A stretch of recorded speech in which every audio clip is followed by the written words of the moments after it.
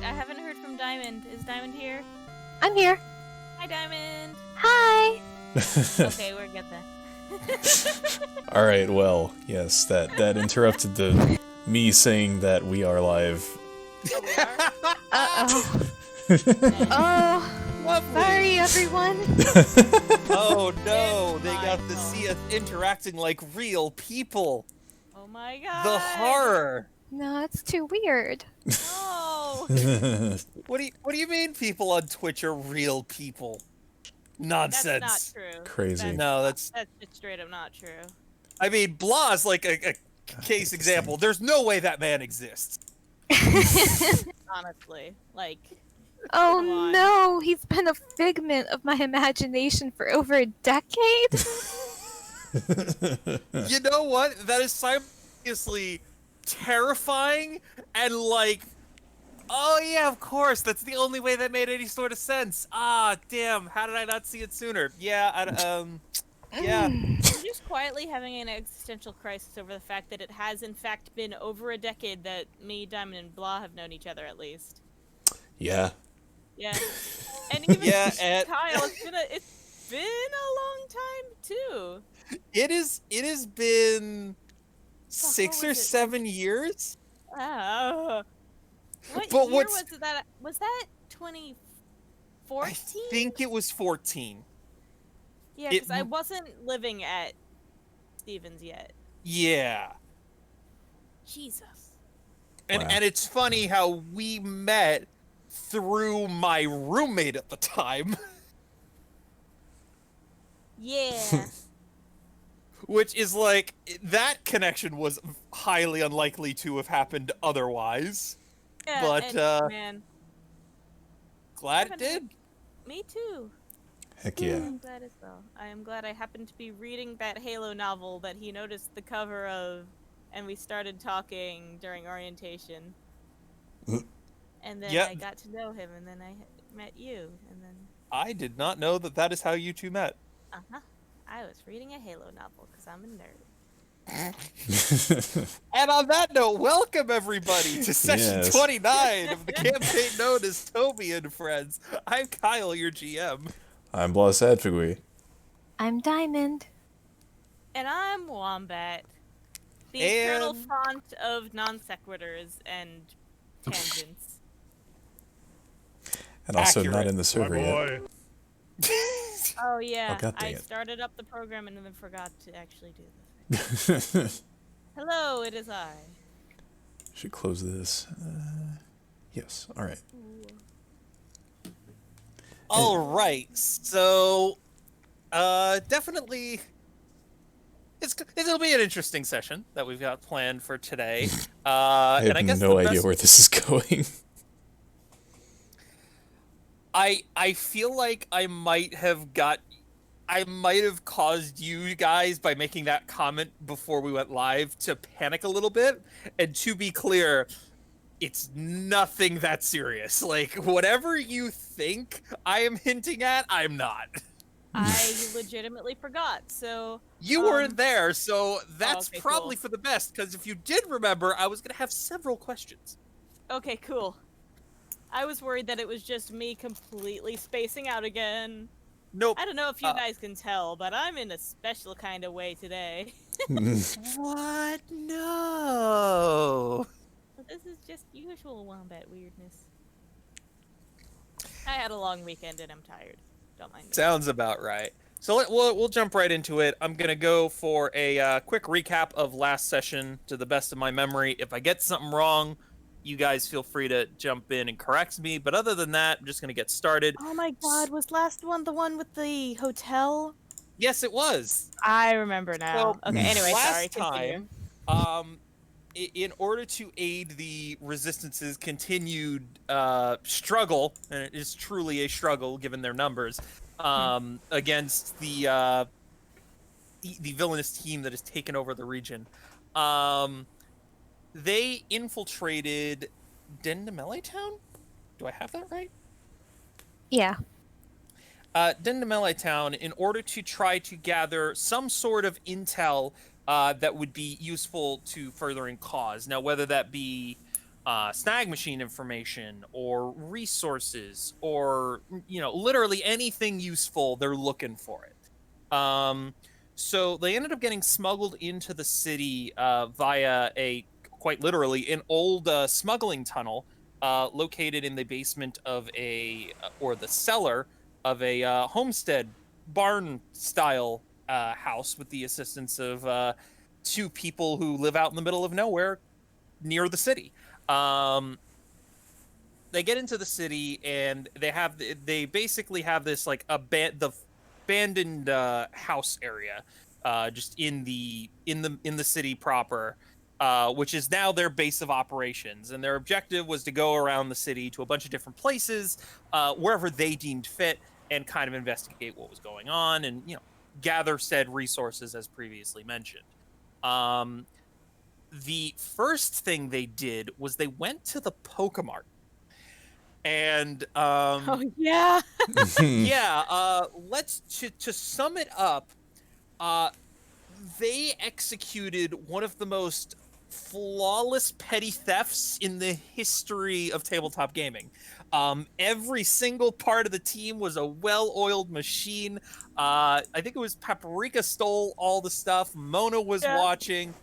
Toby kept the cashier distracted, and in addition to legitimately purchasing a couple of things, they got away with quite a bit more, both for themselves and for the resistance movement, and no one was the wiser. No one caught on. Really, really excellent role-playing and roles from the group during that encounter. Afterwards, they dropped off the spoils of their heist back at their home base area, and eventually made their way to an ice cream parlor, one of the locations of interest. And while there, they, in addition to getting some great ice cream and coming up with a bunch of ice cream-related puns, saw a bunch of grunts of the villainous team enjoying ice cream in one of the other booths. They picked up some information about where they were staying in a hotel and the fact that they didn't know each other all that well, yada, yada, yada. And then noticed that when they left, most of them didn't throw away their ice cream cups or anything like that, which is very rude. Don't do that. Please be kind to your servers when we're allowed to go back out into the world.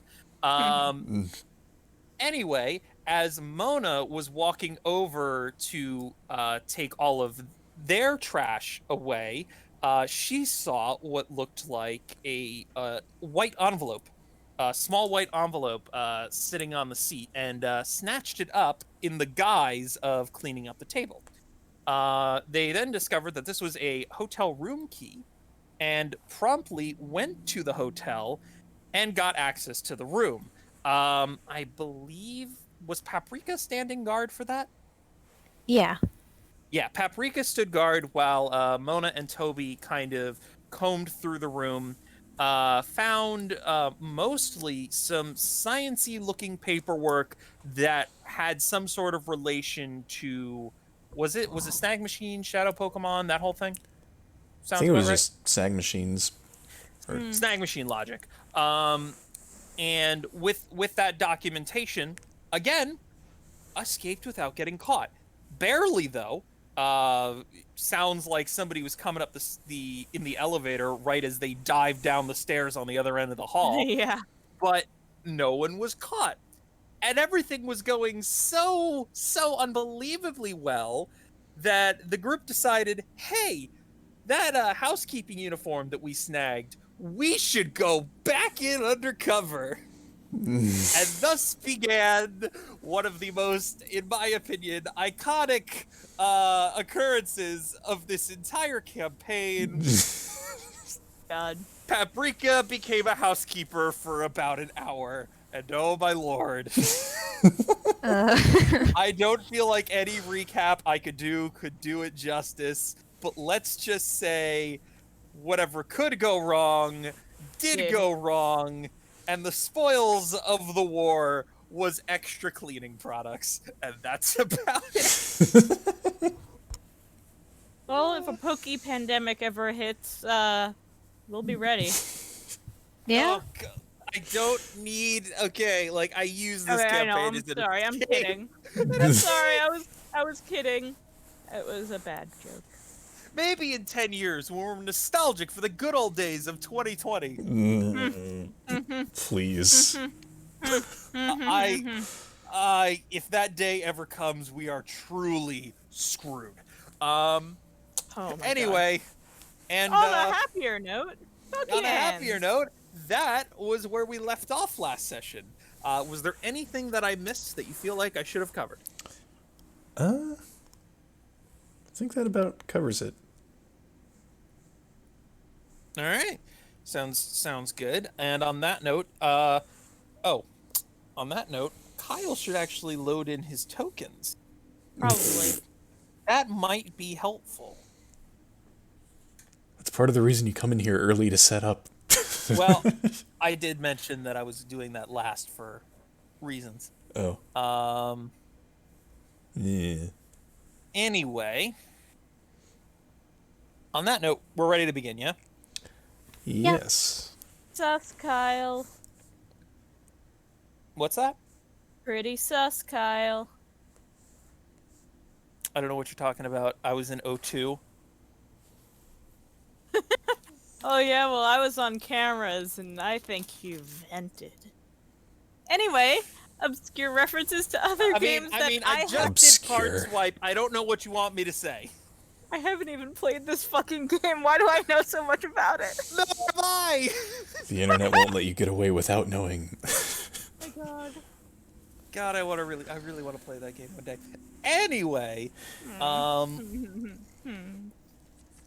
so following the successful infiltration and escape from Dendam LA Town, your group went back to.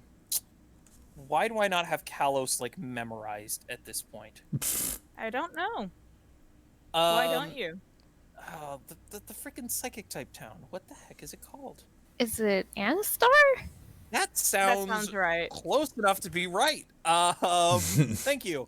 You guys went back to Anastar Town. You dropped off all of the shampoo and various other cleaning and hygiene products to the as joyous as you can be, a group of rebels without a lot of things you'd want to be having. Because again, like you guys have essentially been cut off from the grid, so you guys don't really have any electricity you have is being somehow generated locally. You're not connected to the power plant on Route 13. You're not getting whatever cleaning stuff you had is either stuff that's being made in the area or that you had on hand. So literally anything helps, and people are definitely excited about that. But again, how excited can you be under these circumstances? You're fighting for the sake of the nation.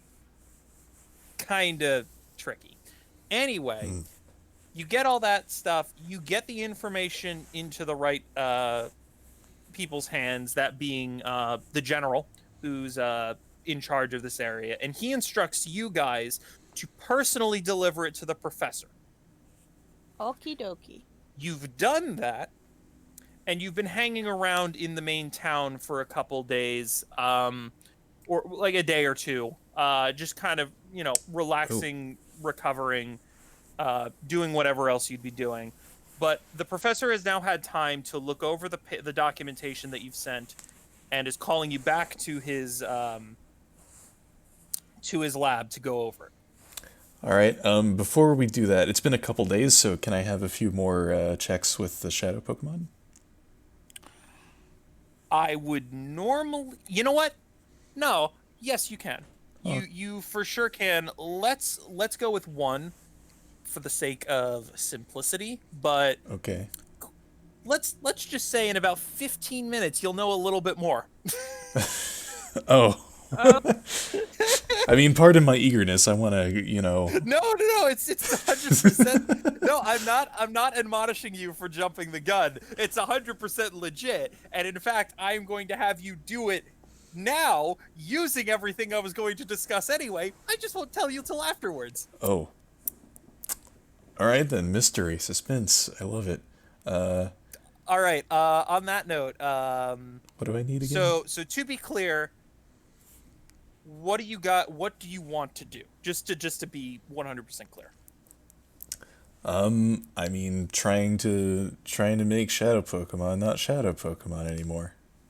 Okay, and would you be doing this for both Chili and Arthur?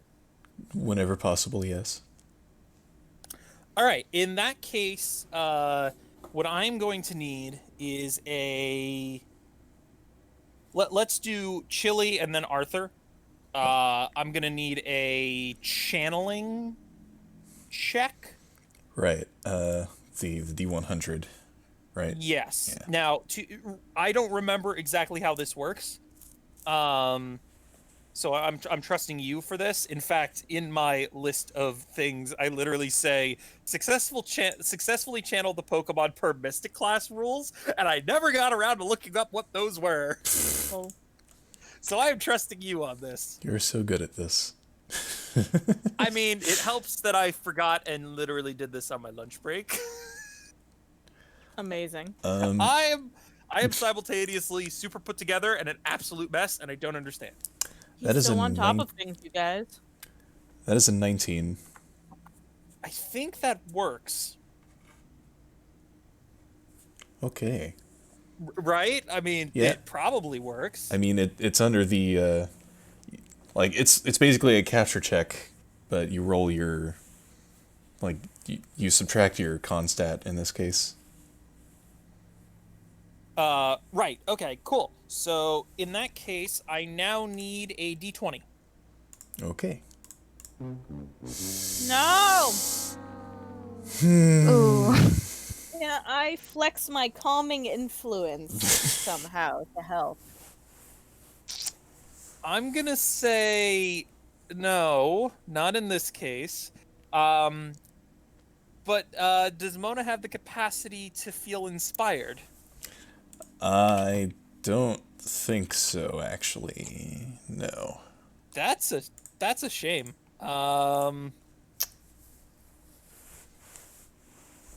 So give me 1 second here. That would be, and what would that check be?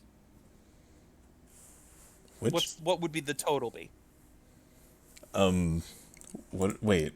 Oh, What is I'm this for? sorry. Add your con mod. If one Oh. plus your con mod, what's that? 6. 6. Uh.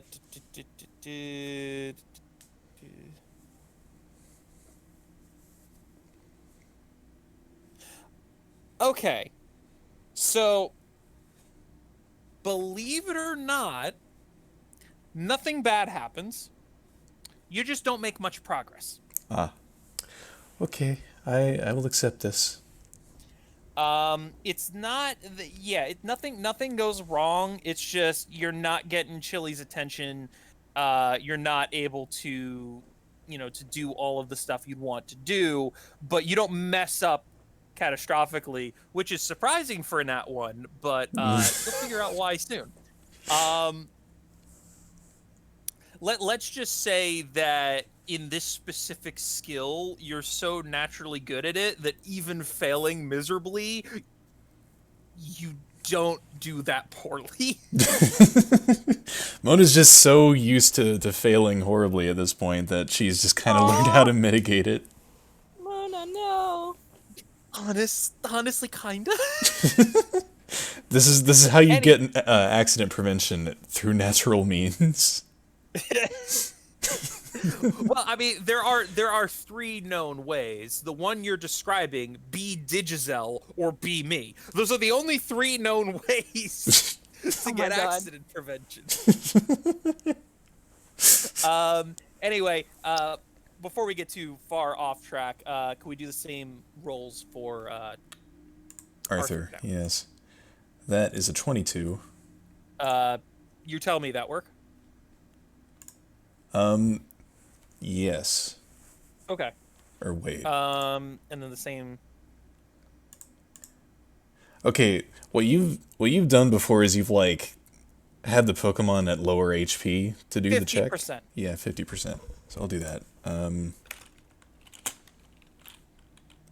I just do a percent? Does that work? No.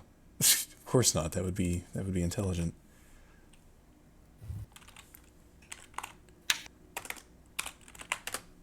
There we go. Okay. Yeah, that works.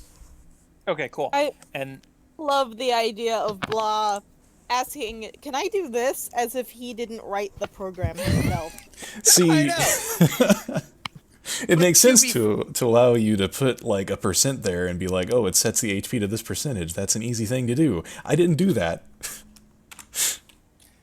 you see, you've got to cut him some slack, Wombat. He does pop in and out of this timeline and get replaced with other versions of himself.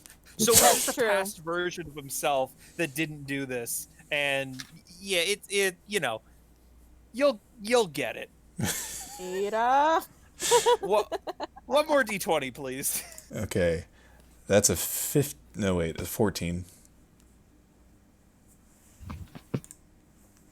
14. Okay. So, similar results as last time. Nothing goes horribly wrong, but it's a bit difficult to get Arthur to cooperate.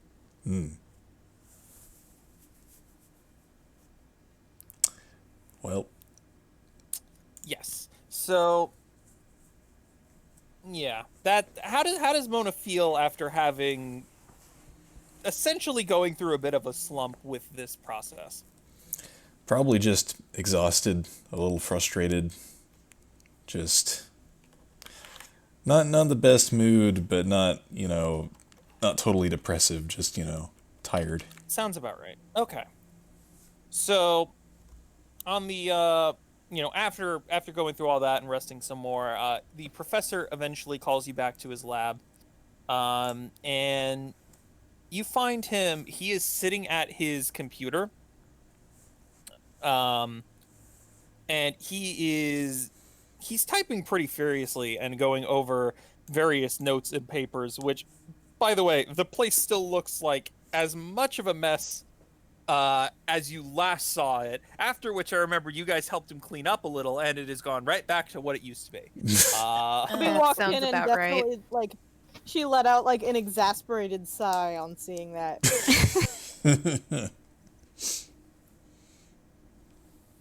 The professor did not notice you walk in. He is still very focused on doing his work on the computer. Mona just looks between the others. So who's gonna tell him? Yeah, Toby can do it. Anna. Oh man. And Bismuth like nudges her. Like, come on, grow up. Okay. Toby like makes her way over. Professor? Hello? Oh, Toby. Hi. I totally did not hear you come in. I noticed. Are the others here too? Yep, right over here. Okay, make yourself Oops. at home. Shit. Would you mind putting on water for some tea? I just need to finish this up, and I'll be with you guys in a few moments. Toby does so. Thank you, Toby. And he goes back to what he's doing. I don't have faith that he's going to remember to finish up and come see us. It's funny that you mentioned that. How long do you let it go before you say something again? But Toby waits until the tea is until the water's ready, and then she goes right back over to him and she's like, "Professor, we're still here and the water's ready. And you're not getting any tea unless you come over to the table." Well, Toby, you sure drive a hard bargain. All right. And he hits save on his word processor of choice before getting up and going over and getting the water that is now ready and making sure that everybody has their tea. I don't know what variety Mona and Paprika went for, but I do remember that Toby's favorite kind is the citrus kind, which is also Uh-huh. the professor's favorite kind. So that is definitely a thing. As I run out of words in the English language to use which describe the situation, and A yeah, mood. mood. So anyway, after getting the tea, the professor looks like he's getting ready to begin, and he looks down in front of him and pauses. Oh, excuse me one moment. And he goes back over to his desk for like 30 seconds, and you see him pulling a bunch of different papers from various different stacks. There's seemingly no organization system, but it works for him. And he quickly gathers all the documents he thinks he needs and sits back down, kind of like straightens all the papers on the table, banging them on the table. Mm-hmm. Takes a deep breath and then begins. So, believe it or not, despite all of the research that you found in Dendemele Town, directly relating to the snag machine itself, that's not where my most recent breakthrough has been. I mean, on the topic of the snag machine, we're beginning to get a more keen understanding of how it works, and possibly approaching a means by which to somewhat jam the device.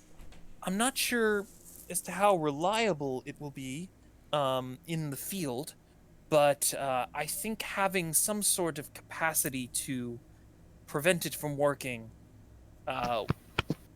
would be vital in terms of fighting back. Yeah, I'd say so. Yeah, there's a lot here, so it's gonna take me more time to go over, but the research that you brought is incredibly important and will be very useful to us moving forward. So thank you so much for your efforts. Great. Awesome. Doesn't really help the ones that have already been converted, though. Well, you mentioned that, and that is where my biggest breakthrough has been. I mean, you'll recall that I was researching this prior to, everything that transpired all those months ago. And despite the setback in having to drastically and quickly move locations, I have completed some part of that research that I think is beneficial to you. Really? Yes, so I have more of an understanding about how this whole thing works. And here's what it means for you practically. And now, rather than explaining all of the rules that I have set up in his voice, I'm just going to go over quickly what it is.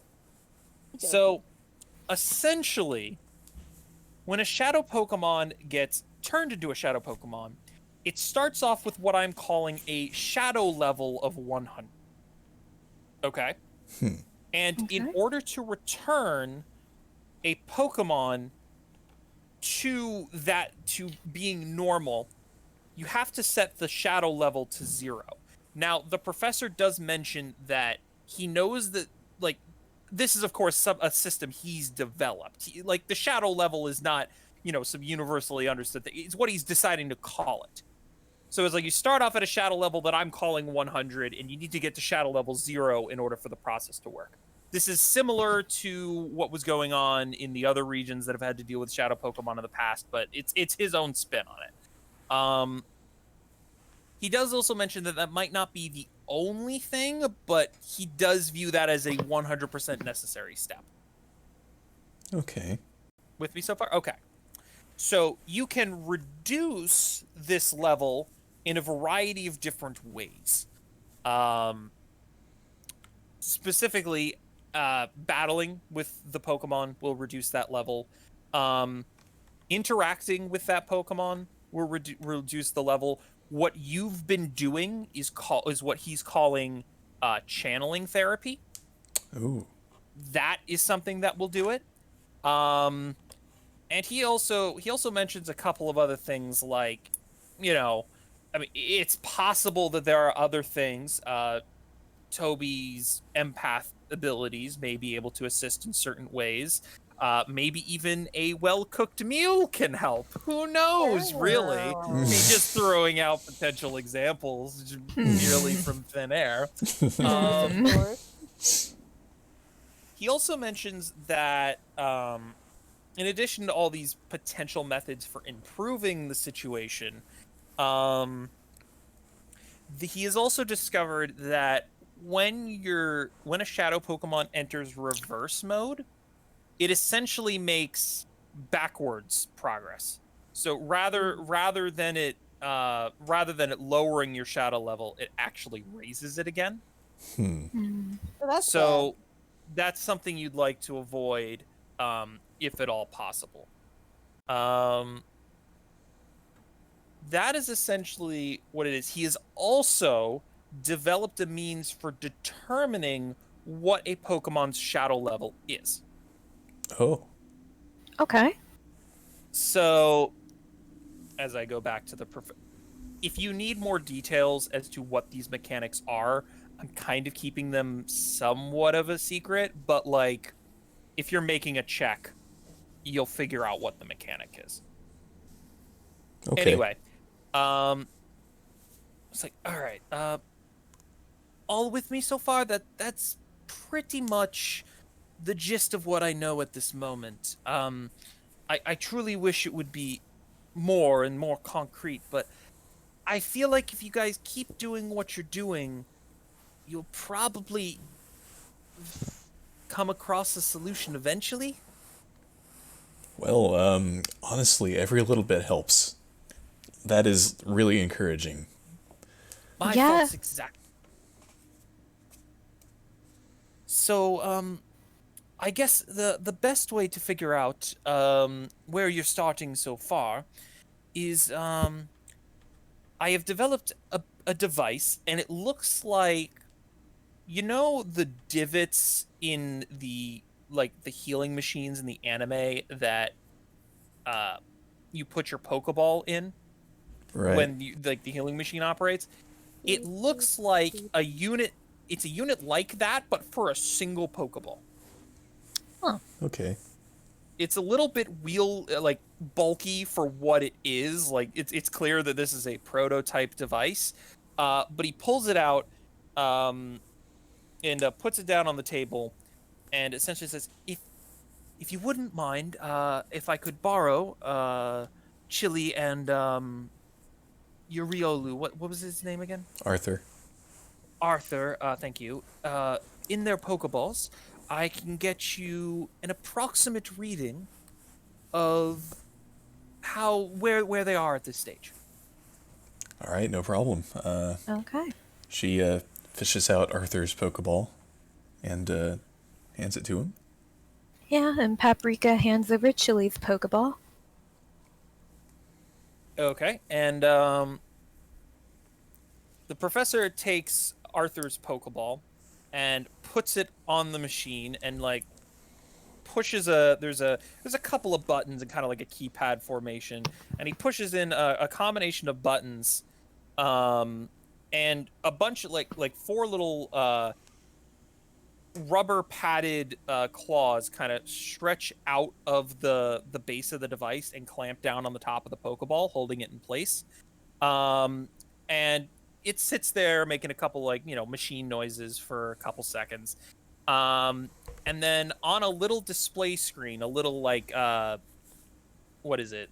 The same type that clocks will use. That sort of, what's that freaking display called? LCD? It's the seven lines, you make numbers out of them. I know what you're LCD. talking about. I know. I should know this. Crystal display, LCD. Is that really what it's No, called? I'm talking about how you can use, The thing Lord. that's like it's like an 8, and then Yes. yes, that's LCD. Is it? It is. It's much simpler than what we think of nowadays, but it is. It is liquid crystal display. Huh. I would not Pretty have sure. known. Pretty sure. Well, semantics aren't important. We know what you're talking about.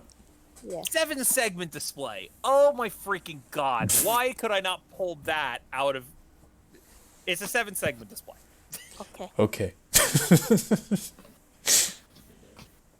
Anyway, and it spits out a number of 100. Oh. Oh. Now, Oh no. Mona Now- kind of her head slumps on the desk like, now, ugh. do keep in mind, the machine is not... I mean, I haven't had much opportunity to calibrate it. I have a general good idea of what 100 is, and a general good idea of what 0 is, but the difference between 95 and 100 is maybe not completely understood. So it's possible you're at 97 or 96 or She kind of something like that. waves her I arm up. honest, Just dismissively, like, you know what? It doesn't matter. 5 points, whatever. I haven't really made any progress with them anyway. I'm sorry. Can we just do Chili's? Of course. And he presses another button. The machine releases the Pokeball, and he very gingerly hands it back to you as if he is handing you something very, very fragile. And then he goes over and takes Chili's Pokeball and puts it in the machine and goes through the same process. And it spits out the number 30.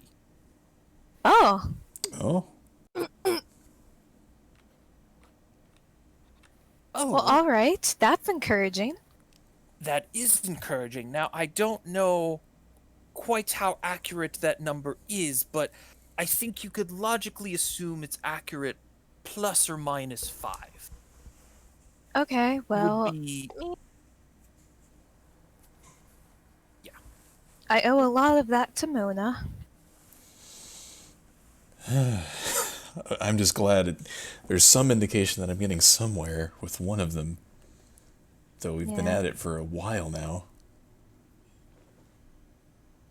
Well, the recovery process is slow, especially given the circumstances under which the recovery has been occurring. I've also now I'm speaking purely hypothetically here because I don't have concrete evidence for this, but my data tends to suggest that shadow level is not necessarily linear. What I mean by that is that a shadow level of 90 may be much easier to recover from than a shadow level of 100, despite them only being 10 points apart. Again, I don't have the numbers. It's probably not purely non-linear. You get the point. The hardest few shadow levels are the first few. I see. So if you can get past the first 10, the rest will come easier. Good. Good to know. Get there, Mona. I know it. I sure hope so.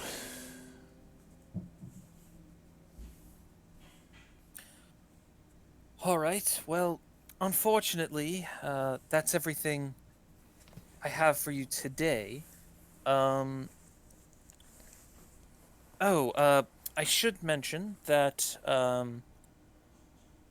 we don't want to send you back out into the thick of things too soon after your last mission. However, we do need you participating in some capacity. So now that you've had a few days rest, we need to send you to the Northwestern Front in order to do some basic patrol work. I'm not. I understand that being higher up, that might be not something you want to do, but unfortunately, it's Good the for it. position we're in. I'm good for it. You guys?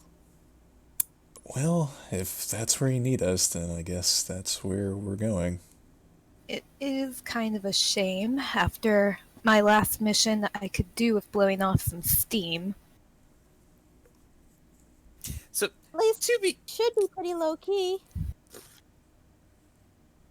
to confirm, has Paprika told everybody what happened? Probably not everybody. Maybe the professor, but otherwise just Mona and Toby. I like the idea that she hasn't told the professor, so that I could say, I mean, from the official report, it seems like it went extremely smoothly. So, Paprika gives him a very stern look. all right, I won't ask. I guess going into behind enemy lines affects everybody differently. So, Hi, Professor. well, on that note, I have work I should probably be getting back to. You three should probably get going up to Anastar City. But if you need anything else, if you discover anything else, please let me know. I'm always happy to assist, and any information you gather is good information as far as I'm concerned. Oh, All take right. care of yourself, Professor. Yeah. All right, we'll make it through this tough time together. All right, have a good one. And with that, he returns to his computer.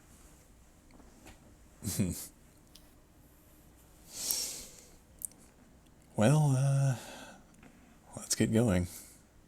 Yeah. I'm sure he'll be fine. Hmm. Yes. So, if you have any questions about the mechanics that we just kind of went over in terms of what you can and can't do during downtime, let me know.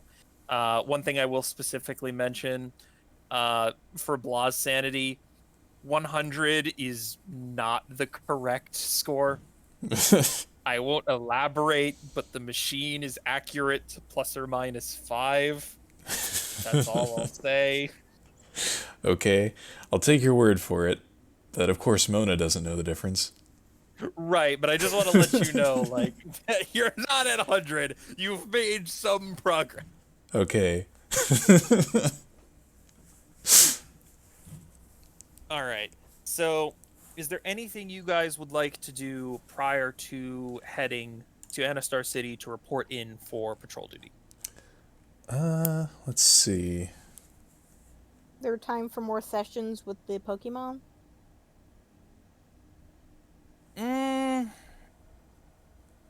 You might be able to fit in one with one of them.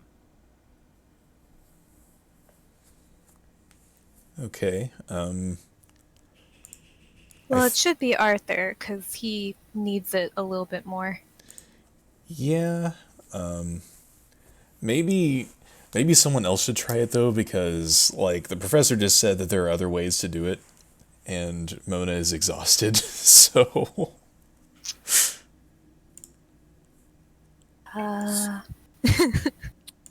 Right. So something I will briefly cover. Battling and interacting are actions that only the owning trainer can take. So you couldn't have, for example, Paprika battle as Arthur's trainer to get that benefit, Right. if that makes sense. Channeling therapy is something that, well, Mona does exclusively. Cooking, yeah, I will be coy. There is a cooking thing that you can do to assist. It's not exclusive to Paprika, but Yeah. it might as well be. And then the empath therapy option is also exclusive to Toby. So, again, these are all theoretical. You don't know how effective they are. You just know that they're options. Right. All right then. And to be clear, they're all effective. It's just they're not all the same effective. Right. So Well, sometimes cookies are the way to a person's heart. hey. Oh yeah. Want to cook some food for the road? Make gonna- cookies. I'm gonna bake some cookies. Hell Yeah. yeah. Yes, you can definitely do that. You are gonna have to get the help of the others to get it done in the timeline. Probably going to have to fend Toby off from the raw dough. Oh dear. Yes, and because I have to, and I'm sorry, blah, please give me a meme check. What? Is this just a thing now? Yes. I'm assuming D20. Yes. Okay. All right, we rolled a 1, but unfortunately there was another one attached to it. Damn. Oh my god. Oh. So I had to ask. Anyway, yeah, you go through the process of baking some wonderful cookies. What type of cookies? Chocolate chip. Oh yeah, Classic. classic. Yeah. With that, I need a cooking check. Now, I believe this is... I gave you a special cooking modifier, right? Yeah, it's +6.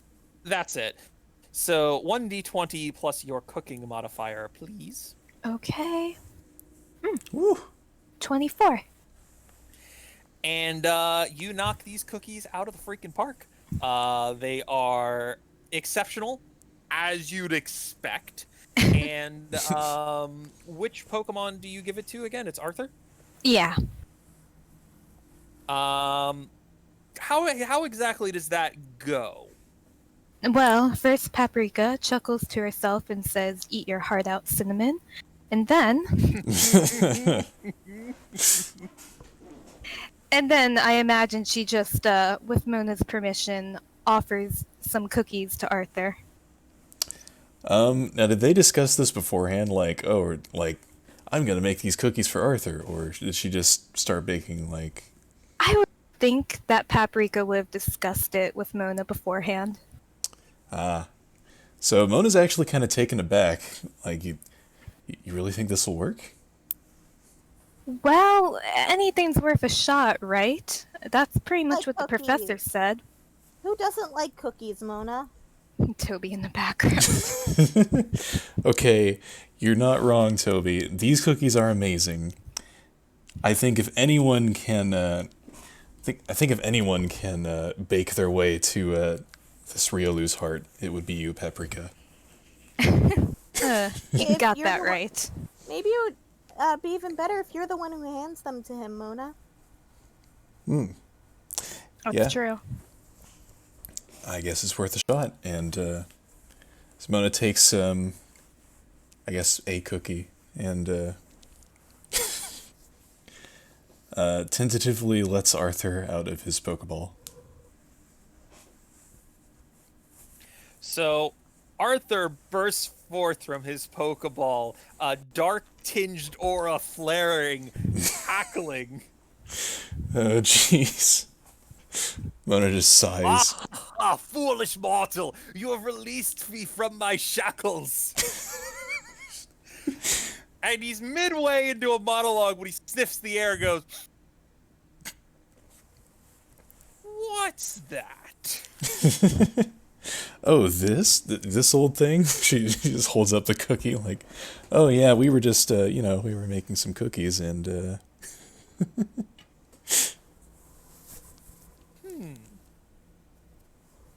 Well, you know what they say. Come to the dark side, we have cookies. Arthur is going to attempt to snatch the cookie. Are you going to stop him? No. All right. He does so, and basically eats the whole thing. And well, hold on. Are these small enough that they could conceivably be eaten in one bite, or? I mean, I think they would be the regular size of cookie, so like the palm of your hand. Okay, so probably a little big for a Riolu to eat a bite. Probably. That doesn't stop That's Arthur quitter from talk. trying. Oh I god. was about to say that's quitter talk. And it is rather hilarious to watch this friggin' Riolu attempt to stuff an entire cookie into his mouth, which really doesn't quite fit, but manages it after a little bit, and you definitely see for the briefest moment this glint in the Riolu's eye before it finishes the cookie, swallows it, and says, "That was acceptable." Not quite like the hell cookies back from my dimension, but that'll do. I'm sure. And Mona kind of pats him on the head. Where are you from, Arthur? I could not tell you, foolish mortal. Merely speaking its name would fry the mind of any foolish enough to listen. Warning. She's just like,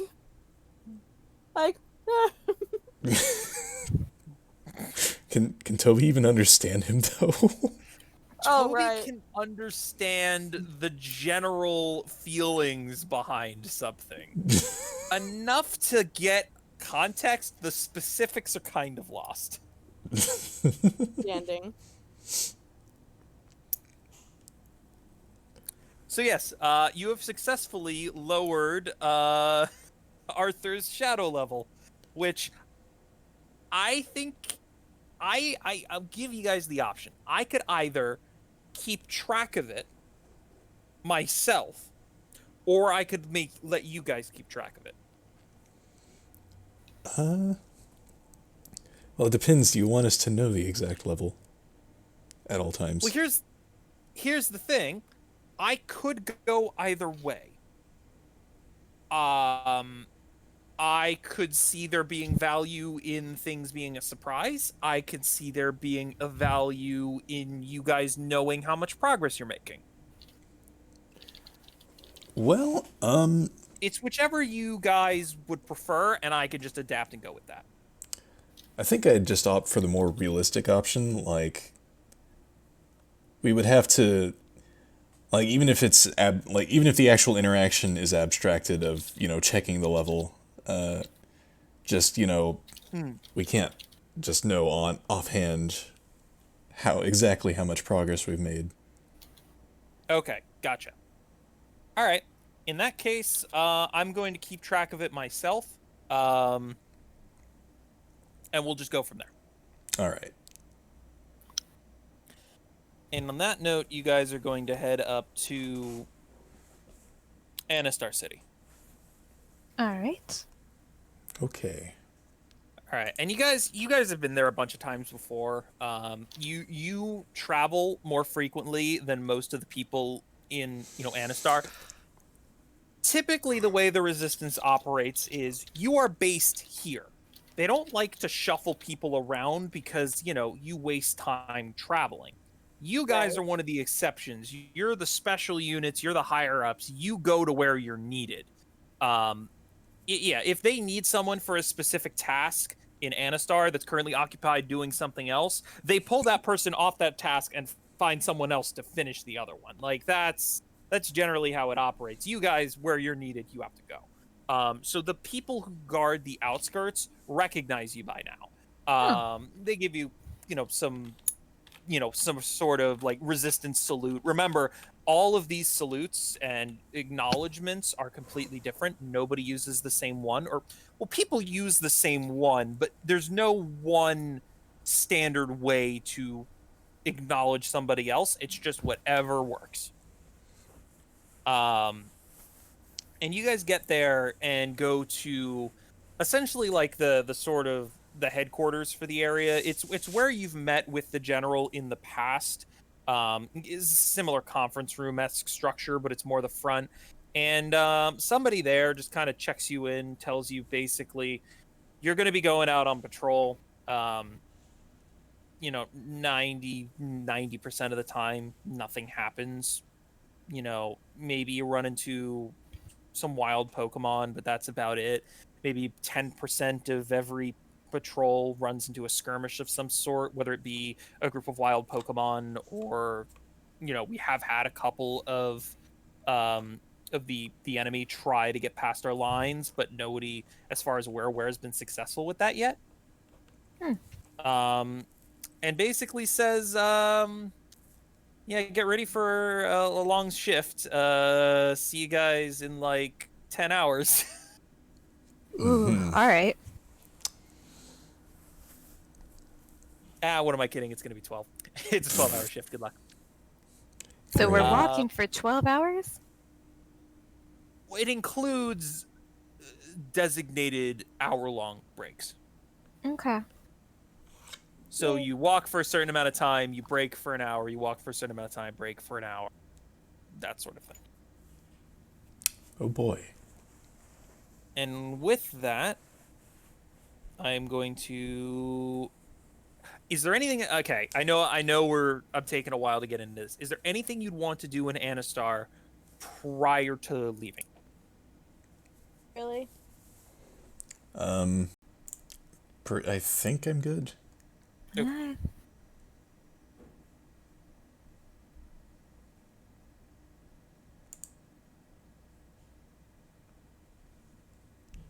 Huh. Well, isn't that convenient?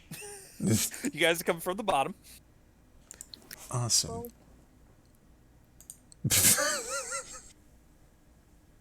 Well, one of us is gonna have to change. I know.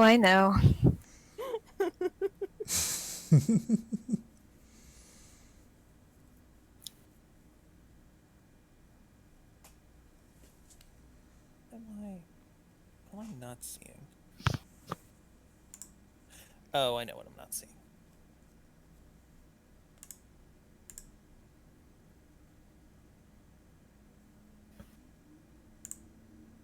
Yeah, he is up to date. Oh, by the way, Blah, a wish list item. I want to be able to assign a coordinate to a token so that I could set up maps beforehand and say, I want you to be assigned to point 1213. You are 1416. And that way, like, I could say all the tokens in my box move to their assigned points, and then it'll just set up the map instantly. I think that'd be cool. Yeah, that can be arranged. Cool. Yeah, we'll talk about it more later, but I figured I'd mention it while I was thinking of it. All right. Of course. How do I do this? There we go. So you guys have bundled up, and you are going to be going on your rather long patrol right now. They've instructed you. Remember the mammal swine area? Yeah. Yes. So most of the times you've done stuff around the mammal swine area, you've gone up into the mountains. In this case, you're actually going to go around the base of the mountain, kind of skirting north and then up slightly west eventually. So you're not actually climbing the mountain. You're kind of just walking around the base of it, and you're going to make a bit of a loop and come back. Okay. So what's your sort of how are you guys proceeding? Like, what's a marching order? And have you guys set up any sort of, we don't want to talk during this time, or we want to keep talking or like, is there any sort of protocol you've set up for this journey, or is it just kind of whatever? As far as Toby is concerned, it's whatever, I think. All right, Probably What about you sane guys? on Mona's part. Yeah. sounds about right. But I would appreciate a formation that you're kind of sticking to. Right. I feel like Mona would probably linger towards the back. I think Paprika would be in the front. Because I was like, Toby doesn't really want to be in the front. All right, so kind of a rough line. And anybody have their Pokemon out? I know that Toby typically does. It is pretty cold and snowy, so I don't know if that changes I anything. think Uh, she's got Bismuth put away and has Lee out. I think Sniff would appreciate the climate. Ah, yes, for sure. All right, we're about good. Yeah. Yep. So, You know what? It occurs to me. Hmm? Huh. Mona, roll me an intelligence check. Actually, everybody can roll an intelligence check. Oh no. Okay. That is just a flat 9. Well, it's the fifth. right, D20. That's important. Mm. Mm. What are the odds? Oh my. Oh my god, look. 2 18s rolled. What's 18 divided by 2? 9. Gasp. Program's rigged. Totally. 100%. Anyway, so Mona lets Sniff out, and Sniff is rather content to be in this temperature. And Paprika and Toby, you kind of turn back and see this at the same time, and it dawns on you that if you wanted, one of you could totally ride on Sniff's head and essentially not have to walk. Oh, God. Ooh, that's attractive.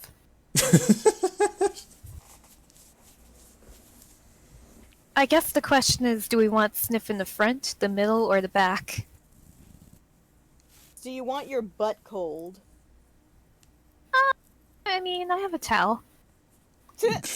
I mean, Fair enough. you guys do have like pretty decent snow gear for this mission that you whatever snow gear you believe you purchased way back in session 3 you have now. I don't know what the pants situation was there. I'm going to assume that you guys have pants of some sort. I just don't know. I assume you have pants. I don't think any of us ever As wore a dress or a opposed skirt. to, I don't know, winter skirts. I don't freaking know. Platinum pro tag. Yeah, Mona would probably not be caught dead in a skirt, regardless of weather. Thoughts are not Paprika's style.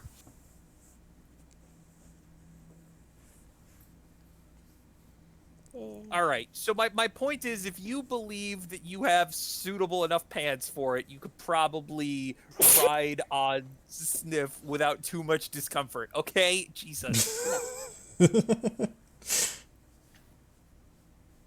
don't know if it had Nice. occurred to Avoid the Mona, jam. but Hey, I bet if we put this giant nose at the forefront of our line, no one's gonna bother us.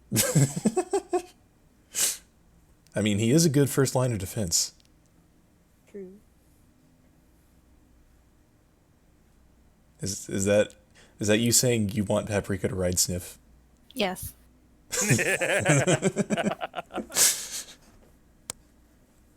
All right. So Paprika would try to call Sniff over and be like, "Hey, you want to do me a favor?" Sniff kind of perks up a little bit. He's a bit excited to be out in this kind of weather, and Aw. hoovers up next to Paprika. Hoovers up. My aunt used to have a cat named Hoover. My So aunt na- used to have a dog named Hoover. That's Wha- amazing. Man, we used to have a president named Hoover.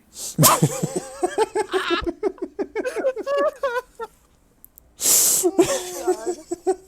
I wave my Hoover flags in surrender. We're done. God. Anyway, Paprika's like, come on, Sniff. We can be the first line of defense. And she just kind of hops on. Hell yeah. What's Sniffer's reaction to this? He he's not used to moving very much, so I assume he just kind of sits there for a moment as Paprika just climbs on, and Sniff's looking up at her, kind of confused. So what's actually funny about that is, given the anatomy of a Probopass, he can't see where Paprika no. is. It's kind of like trying to see something on top of your head, but you're also wearing a hat with a brim all the way around. Like, Yeah. And your Not- entire body is your head also. yeah, not only was it not gonna happen, it's definitely not gonna happen. So he's like looking up, kind of turning around a little bit, like kind of looking for her, even though like she's sitting on him. He doesn't seem to notice. Oh my God. Paprika's gonna lightly tap him. Come on, Sniff. This patrol route won't patrol itself. He kind of jumps a bit, reaches one of his mini noses up, and taps Paprika on the back. She's just like, "Yep, I'm here, buddy. Right above you." Sniff lets out an acknowledging grunt and just kind of does like the equivalent of a shrug, and continues forward. Toby's watching this whole exchange like, oh, okay. The noses on either side of him just kind of like raise a couple inches and then shrink back down. Picked. Meanwhile, Mona's watching this all happen like, well, alright, I guess I can't blame you. Whee! So not only is Probopass not at all perturbed by the fact that a Paprika is there, it doesn't hinder his movement at all. He actually needs to slow down slightly to make sure he doesn't outpace you guys, because you are essentially going through. It's not quite like rough terrain, but it's heavy snow. You're not moving at your full speed, and even if you were, Sniff is kind of Like the less ridiculous segments in Pokemon Diamond and Pearl. yeah. From the snowy area where you weren't like completely buried and going at a snail's pace, but you were still like slowed down by the snow. Correct. However, even in that case, even if that wasn't the case, Sniff would still outpace you guys. Rather. So yeah, Sniff does not have to go at full speed. Sniff is not encumbered in any way. This shouldn't impact Sniff's endurance at all. I'm Hell getting yeah. flashbacks to Pixelmon, where you are, in fact, able to ride a Probopass. And it's pretty fast, actually. It could fly too, couldn't it? I don't think so. I think it would just hover. Probopass can fly. I mean, No, in the but system, in yeah, but Pixelmon. in Pixelmon now. Sky of 2. It is a sky of 2. That is pretty great. Yeah. Back The to way Pokemon one of these days. Yes. By the way, the way I'm choosing to interpret Probopass specifically is that it says a sky of 2 and a jump of 1. I don't remember what the jump of 1 is, but the way I'm going to define it is you can be a jump of 1 off of the ground while flying. That doesn't apply to all, like, a bird Pokemon. I understand why it can fly as high as it wants, and until it becomes Icarus. But, like, in the case of Probopass, I can't have you sailing 50 feet in the air on a Probopass. That's Right. that's a little much. If Moving I up the wood way. recall, I believe jump of 1 is 3 feet. That So- sounds about right. So you can hover 3 feet off the ground, no problem. All right. And even Probopaz literally is kind of always hovering, but let's say it's like you can go 4 feet off the ground. Like normal hovering is 1. I don't know. You get the point. Right. I am way over specifying. Anyway, onward, Sniff. Dur-dur-dur. And you guys are traveling for a little bit, and I will need a quick perception check from everybody. Okay. I perceive a lot of things, apparently. That's a 19 for me. Snover.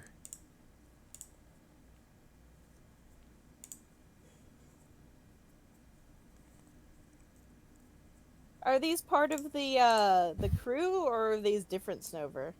The So Oolong crew. you guys approach this area, and despite the fact that it's snowy and cold, and not really weather that's super ideal to being 100% focused on your surroundings, you could pretty clearly see that there's a group of, it seems, roughly 6 Snover up ahead.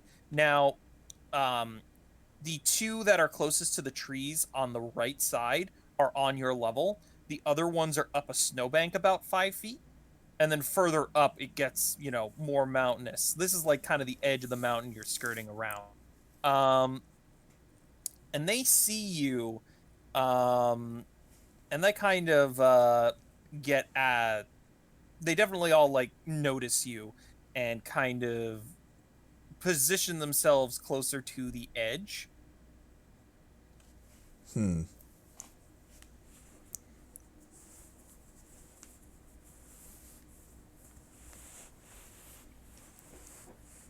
they appear hostile or just watching? Well, 2 of them have gotten out from the edge of the road and kind of like stepped into the road. So like blocking the way, essentially. If you want to determine any more than what I've just said, let's go with a... I guess this would be an insight check. All right.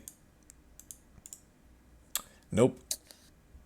I think I would like to. Okay, never mind. Yeah, kind of beyond like what you get the feeling that at the very least they don't pass. I mean, they're blocking the road. Huh. Happen to know Oolong, would you?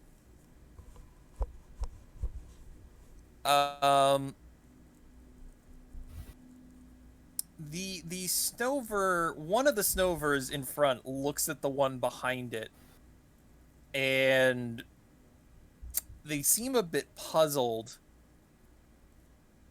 And then they go back to watching you. They don't answer to that. Well, it's worth a shot. Maybe they are part of the wrong crew. Well, I don't want to just straight up attack them, but they're in our patrol. Maybe they'll let us go past if we go by really carefully. If we go slow, maybe they'll forget. Oh my god. I could Decisions based on movement. I could try to negotiate, but that requires me getting up close because I can't actually activate my I could speak your language now without being right up in their face. So Right. So I assume that as Paprika approaches, all of them stiffen and kind of like they look like they prepare for like they tense up as if they're prepared to launch an attack at any moment. And you suddenly see the Snover in the back line, as quickly as it can. It's essentially the equivalent of Snover sprinting, although it's through heavy snow, so it looks like the most awkward thing ever. That's Um, awesome. is Oh, like it's sprinting towards the front. And it takes like a full 10 seconds to cover like 10 meters. This thing is pushing snow out of the way like crazy, and its other allies notice, and it gets up to the front and is talking, seems to be interacting with this lead one. And after that interaction, the lead one looks at you guys and kind of just steps back into its quote-unquote camouflaged position. And upon seeing that, most of the others do something similar. Oh, thank you guys. Except for this one, which hops down and approaches the group. Oh. All right then. Mona starts to make her way towards the front. And yeah, you know what? Your perception checks are high enough. I'm not going to make you roll again. Believe it or so, what you do notice is that this Snover has a somewhat fresh-looking scar across like a portion of its chest.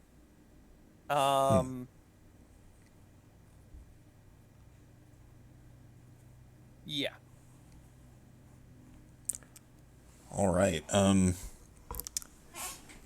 Mona kind of starts making her way in front of the others. All right, I think I can talk to this one. And she starts to approach. So the Snover definitely seems pleased to see you guys. It's yeah, a bunch of the others don't seem to really care either way. But this one seems pretty excited to see you guys. So Mona steps in front of the Snover and kind of kneels down a bit, and is going to activate her zoopathy. I don't think I needed to do that. I don't think you needed to either.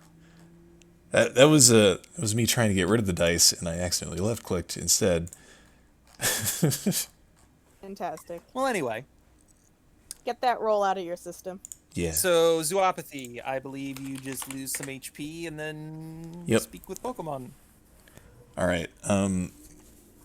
So she kind of kneels down closer to the Snover's level and hey there.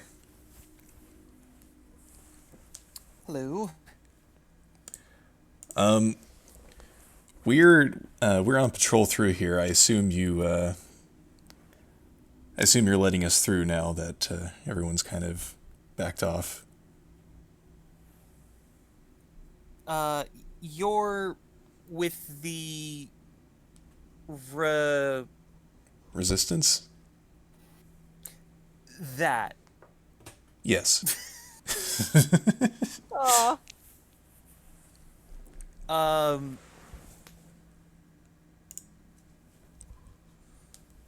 You know about us? You remember me? You specifically? I mean, Of course. Yes. Okay, so you can either do a charisma deception check or an intelligence check to remember. Up to you. I think To I will. remember. I think I will attempt an intelligence check. Yes. Attempt being the key word. Okay. Is Paprika going to attempt or no? Paprika doesn't even know the question, I don't think. Oh, that's true. So. Oh, okay. A 12's not bad. So Toby, you kind of figure that this must have been one of the Snover that you saw during the battle on the mountaintop. You don't know which one, but you can kind of assume that if you throw out a blanket statement like that, you're probably gonna hit it. Cool. So Toby says, "Oh, you were with us helping to fight on the mountaintop, right?" The Snover kind of senses the recognition that you're kind of putting out and seems hopeful at that, but doesn't know what you said. Oh, He gestures at Mona. She nods. Yeah, you were one of the Snover that were with us on the mountaintop. Yes, you healed me after the creature with the shiny thing on head got Meow. me. Oh That's my right. God. Boom. Blah, got it. God dang it. I said it too. What'd you say? I remembered that it was that one that we healed on the path. Right. I but said it was the that's meow. not what you're laughing at. What are you laughing at? You said meowth, and I said that's right. Oh! Surprised you didn't Nope, catch I on. I did not Look, man. set that up. That was off the cuff. Look, man. Right. Mona's like, oh yeah. How are you doing?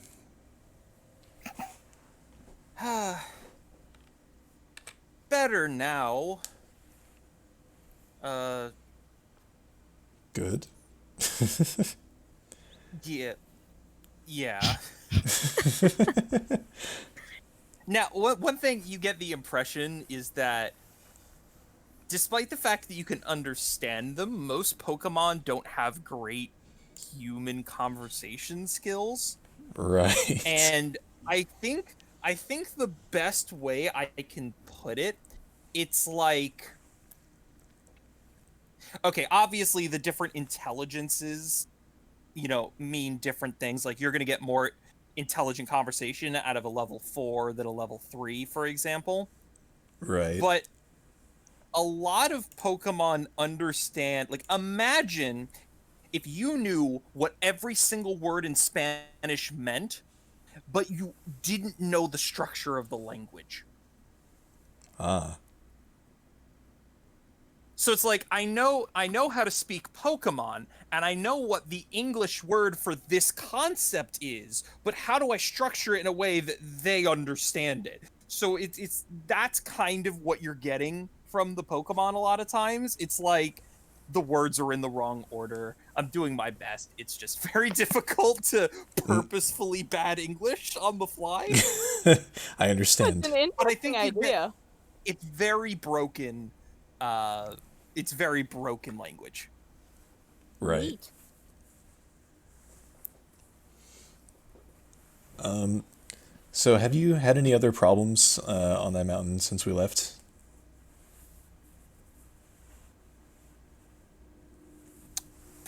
Problems? No.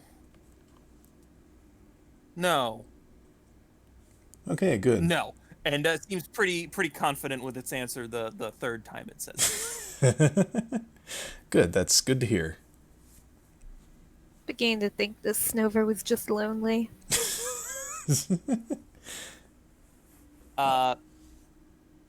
You hear one of the other Snover, the one that was in the front, call out, and essentially say, positions. So they're on guard.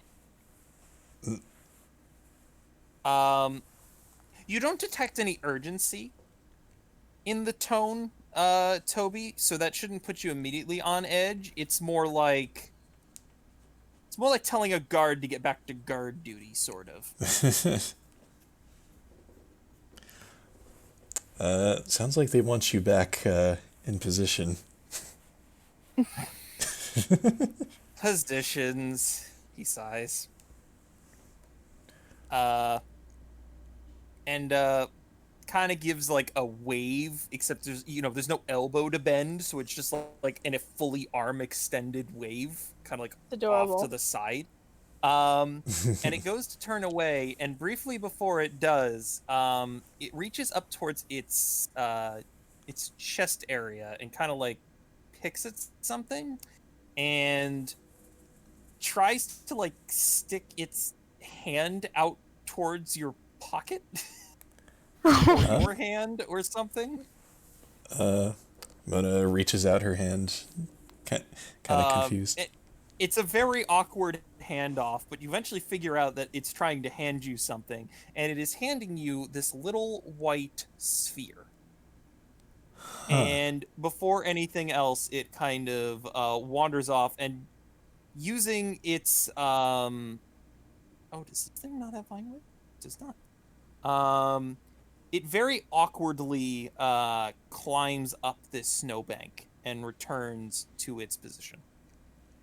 Mona examines the sphere. Mm-hmm. What is this? It's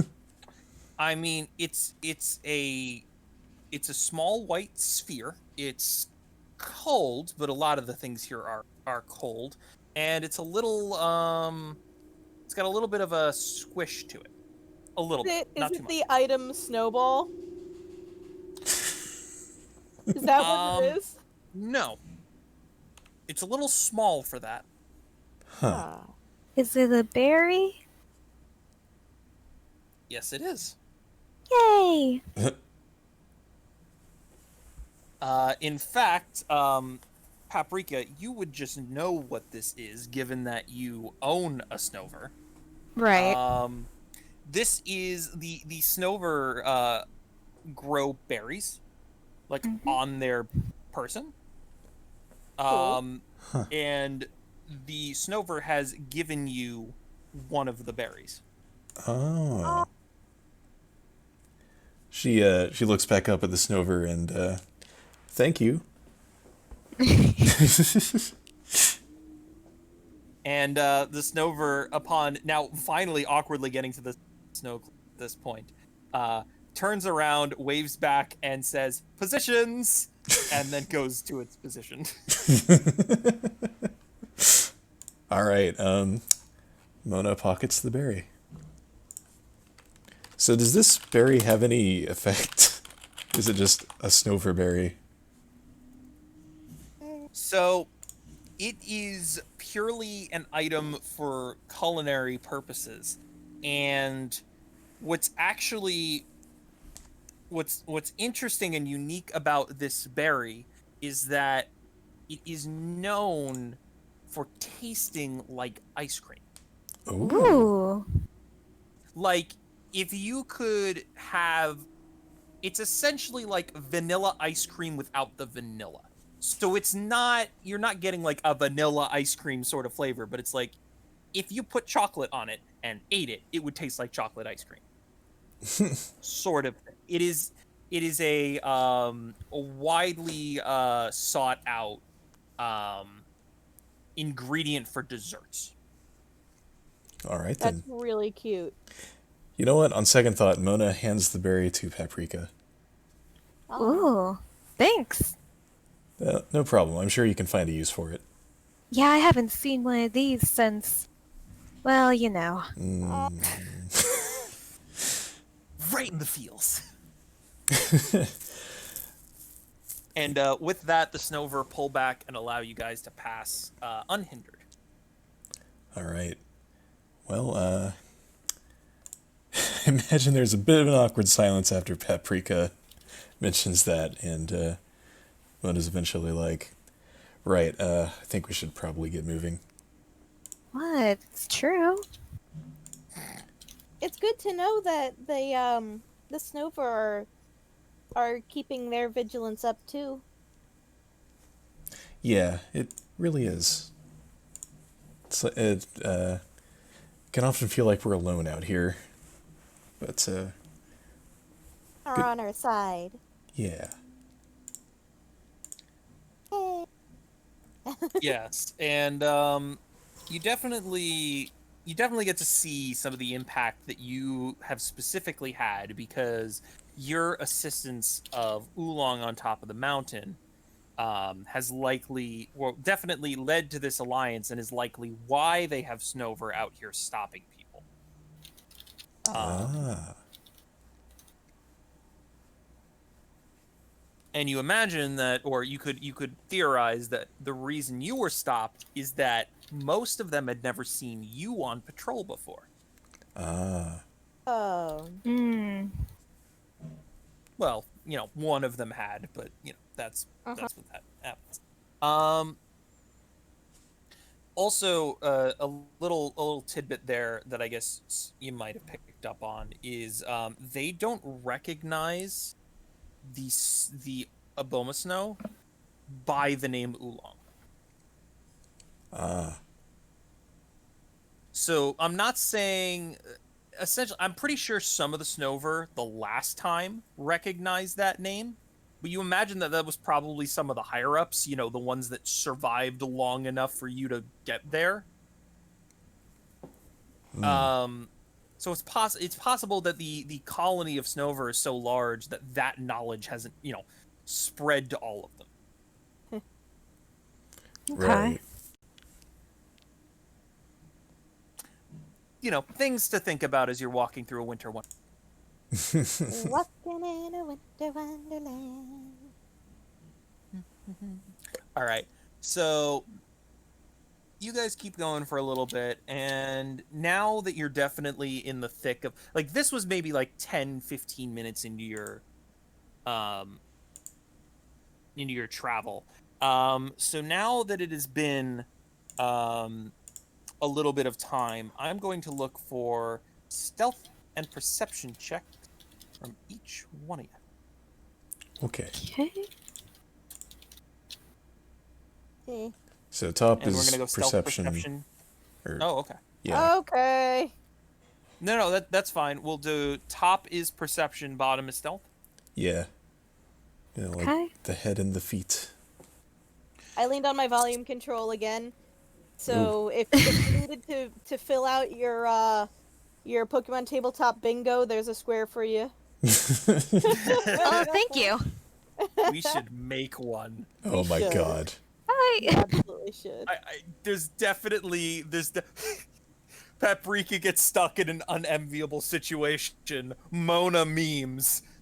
Just every square. Wombat leans on her volume control. Kyle loads the config file as a map. So anyway, so Mona, when you growing up in the forested area with the Mystic Colony, it didn't matter what the weather was. You still went to visit your friend Mina. Happiest accident freaky ever. You still went to visit your friend Mina, in the wintertime. So not only are you used to walking around in the snow for longer distances, you're also pretty good at, what else are you going to do on your walk other than pay attention to what's going on or lose yourself in your own head? So you're naturally better at picking out what are the important things I need to be paying attention to. Yes, that's the 50th tree I've seen, but things like that. The others are struggling a little bit more.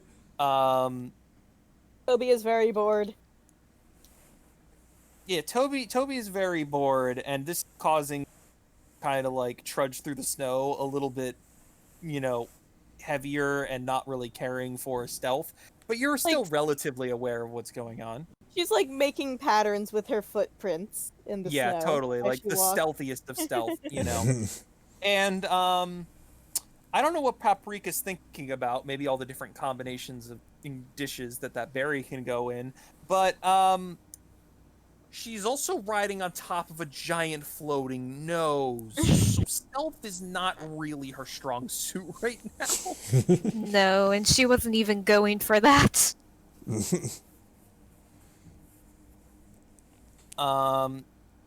Yeah. Anyway, real quick, do you guys want to reposition yourselves on the map in any way? Right. Eh. Eh.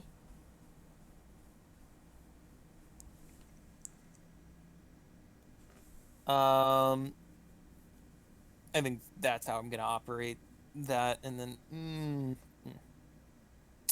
All right. On that note, I'm sorry. Perception check. You obviously already rolled that. Yeah.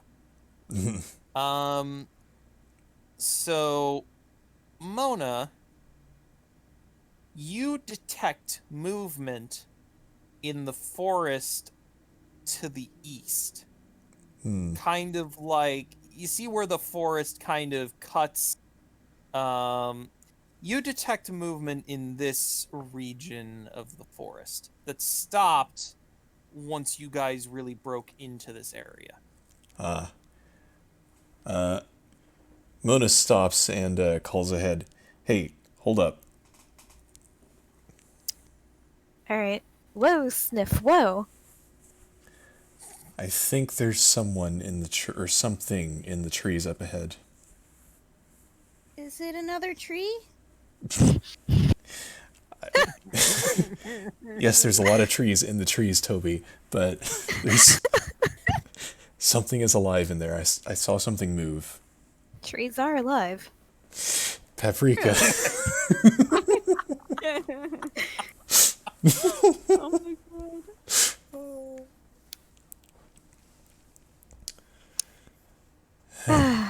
We're generals. Well, Yeah. lieutenants, but Lieutenants. We're lieutenants.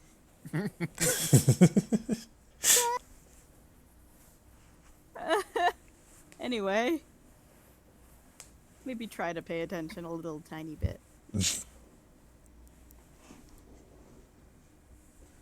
All right, so as you guys stand there discussing this, you don't see any more movement from that area.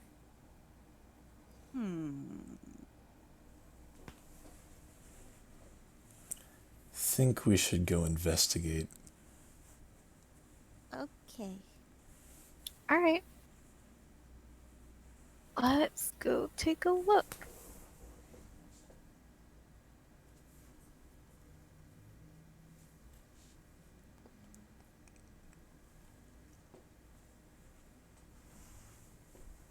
Okay, so we're making our way over there, probably, cautiously. All right.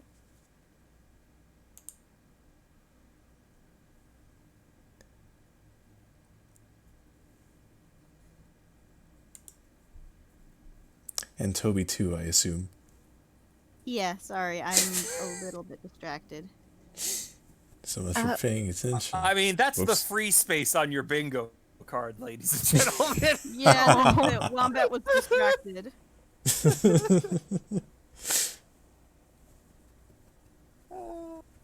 Sorry, Wombat, I had to.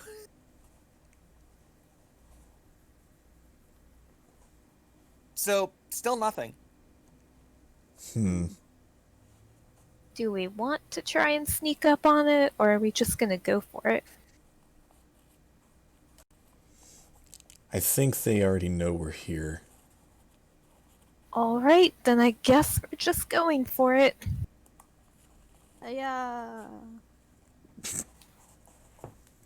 Whoops.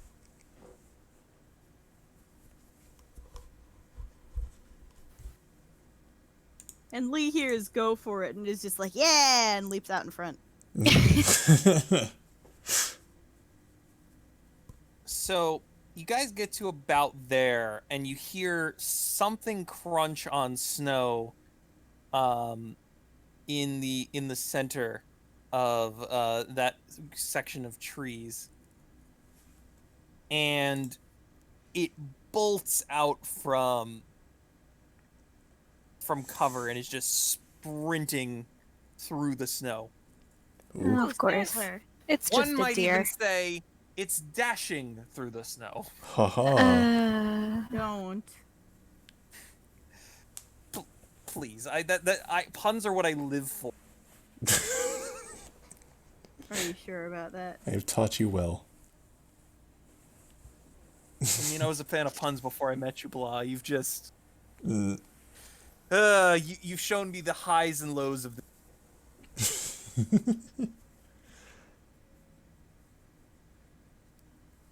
So So, technically, if you guys wanted to do something about this deer, you could. Oh dear, oh dear. does it look like it's running from something or just... I think it's running from us, actually. Oh, okay, well, stupid question. Does it look like it's running from us or something else? Yeah, it looks like it's running from you or something else. God dang it. Outstanding.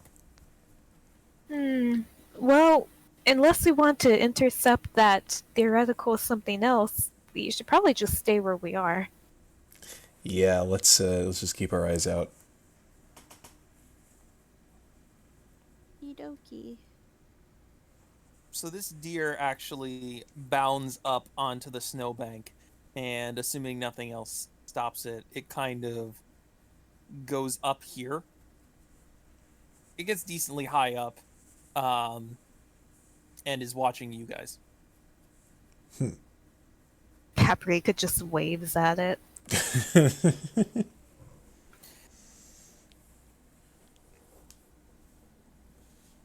You really don't get a reaction from it. Okay. Well, seems harmless enough. I guess Paprika's gonna try and peer into the trees again. All right, go for it.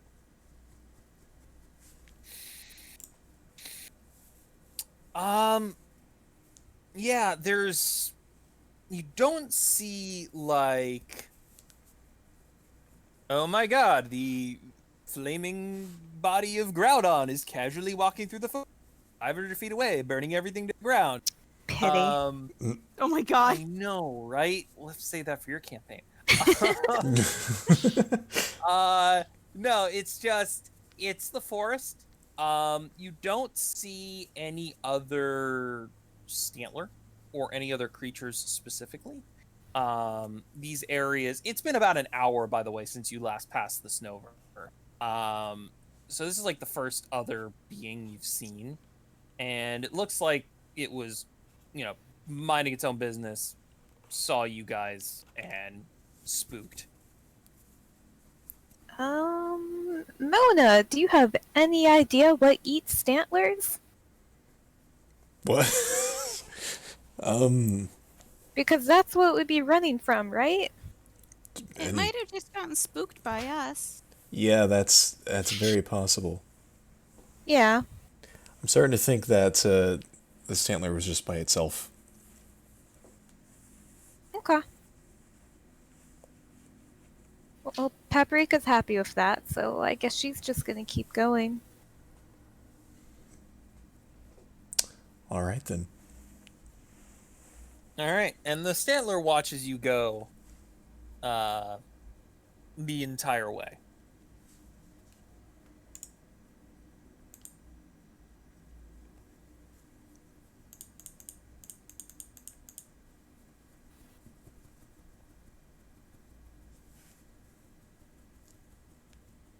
Lee is watching it the entire way as well.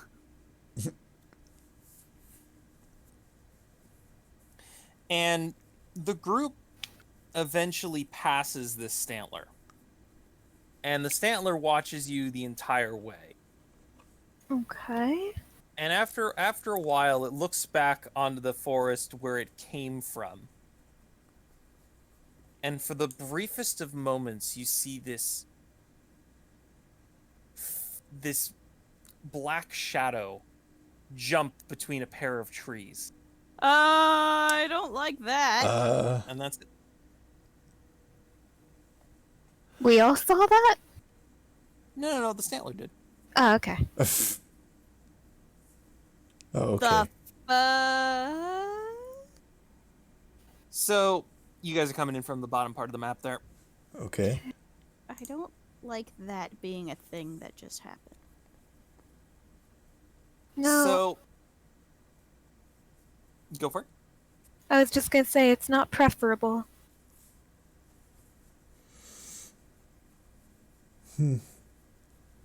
Well, I'm sure this won't have far-reaching consequences. It'll be fine. So so you guys have been traveling for a while now, and you've definitely hit the point where you're probably going to be having a break soon to kind of like rest your legs. I don't know, maybe switch who rides the sniffmobile. The Sniffmobile. But anyway, uh, you're getting to this point, and you were mentioned like, hey, the first part of your trip is probably going to be getting to like the edge of the deep woods. And then you probably take your break somewhere around then. That's where most people take a break. And then the rest of your trip before you eventually loop back around is going to be through the forest. They have a feeling that if you're gonna run into trouble, it'll likely be in the forested area. Which is why they recommend you take a break just outside of it. Okay. Okay.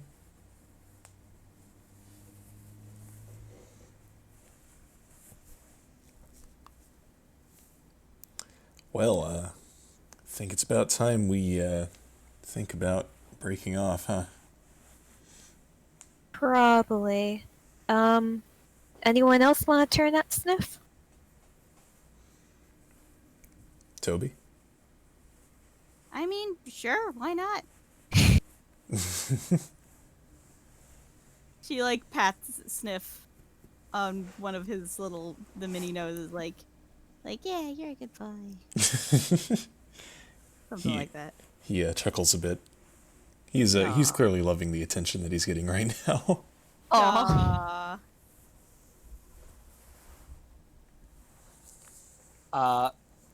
Paprika, as you go to get off of Sniff, roll me a dexterity check.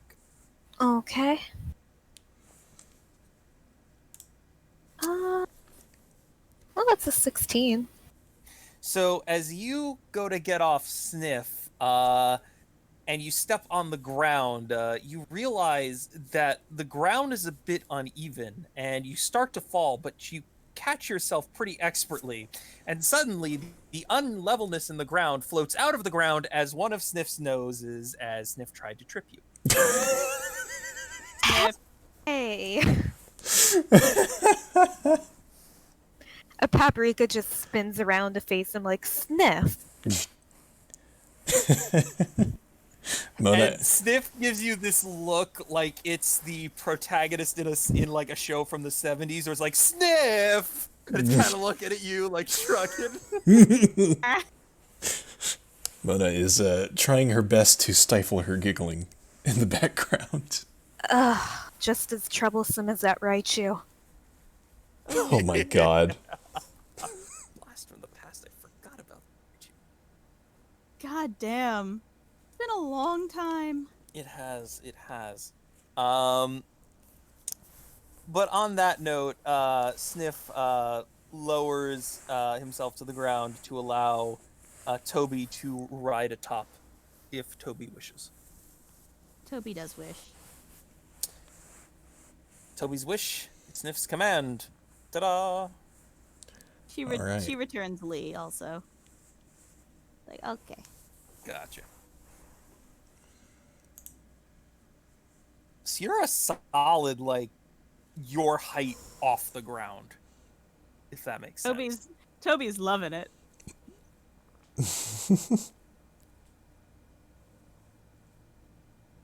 So And- tall now. I'm tall. All right. You guys gonna keep going? Yep. All Yeah. right. Sounds about good. Doop-a-doop-a-doop-a-doop-a-doo. Off we go.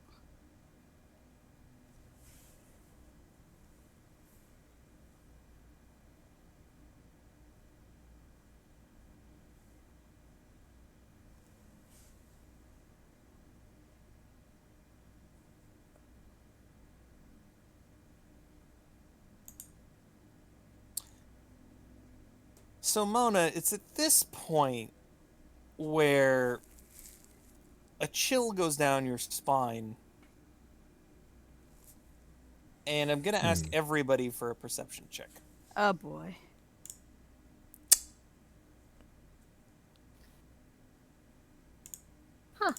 So, Toby is having a lot of fun riding on Sniff.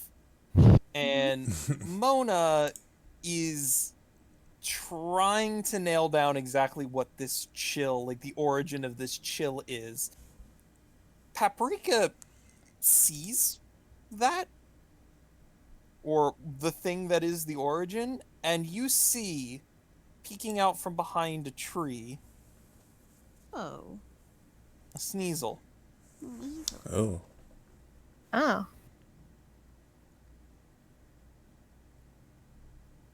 Well, look at that. Oh, and that. Oh, oh. And also that. And It's that. an ambush. Oh boy. And that.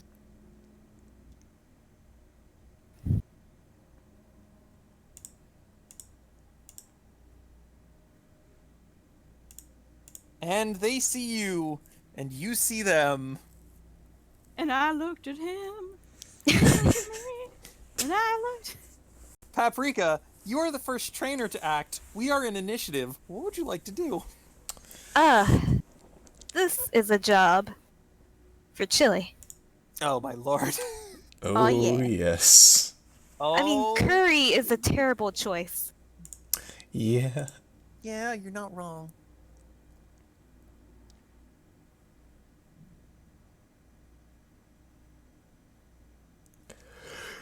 So you just send out Chili without a word? I mean, pretty much, Paprika's just like, nope. And out comes Chili. Did anyone else notice them, or is it just So Paprika? who saw Paprika them? is the only one that noticed. All of a sudden, Paprika says nope and releases Chili. What? What? Huh? What? Nope. That's a big nope. What's What's a a big no? nope? We are surrounded. By what? And she just points at the tree where she saw the first Sneasel. So, Toby, you spot that Sneasel as well. Mona, in trying to follow where Paprika's pointing, you actually see the other one, the one that's like down and to the right of Chili. Those are the ones you see first, and then you begin to see everything else. Oh.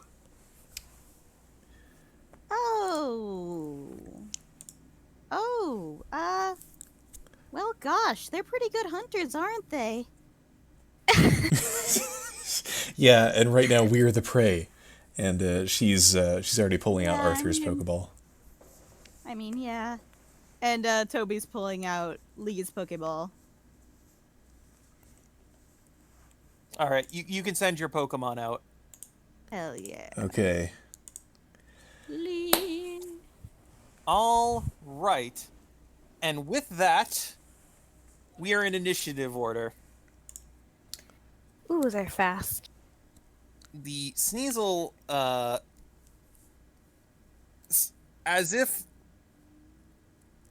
all on cue, one of the Sneasels jumps down and is going to use...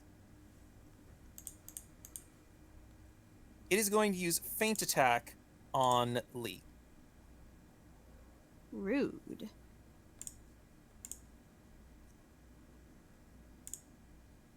Very rude. This one is going to hop down and is actually going to attack the giant tank thing. Do your worst. and it is going to use Metal Claw. Oh, that is pretty worse. Yeah, good luck with that.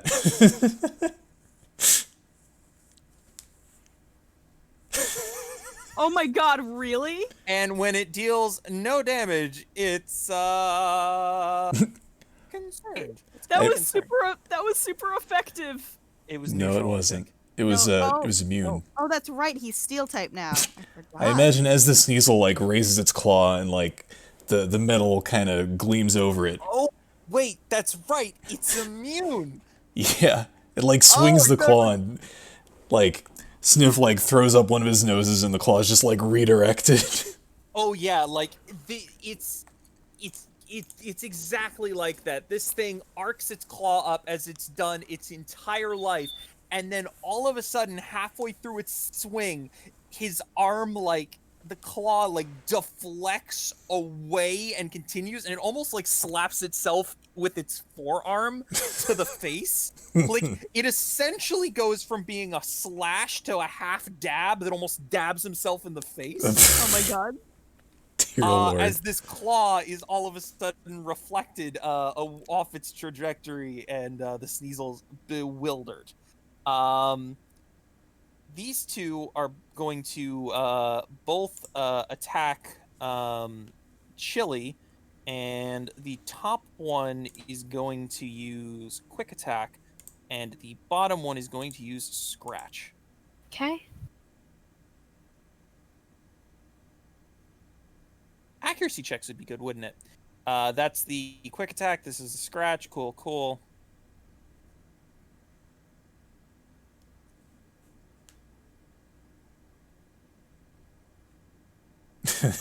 All right.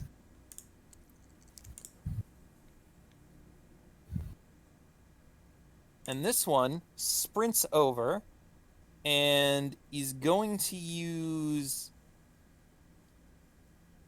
It's going to use Quick Attack as well. That misses. Haha. So Arthur has plenty of time to see it coming and just expertly gets out of the way prior to the Sneasel getting there. But it was pretty close. On that note, though, it is now Chili's turn. Okay. I think Chili is probably going to use Hidden Power. Ooh. Oh boy. Oh boy. Oh boy. Oh. Oh. Okay. Yeah. He appears Please roll thrilled to by this. investigate my encounter.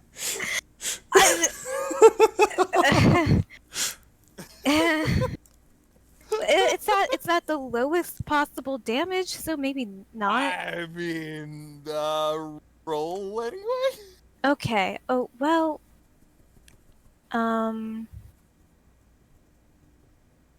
How do I make it the correct damage and type? Well, you still gotta roll accuracy. Right.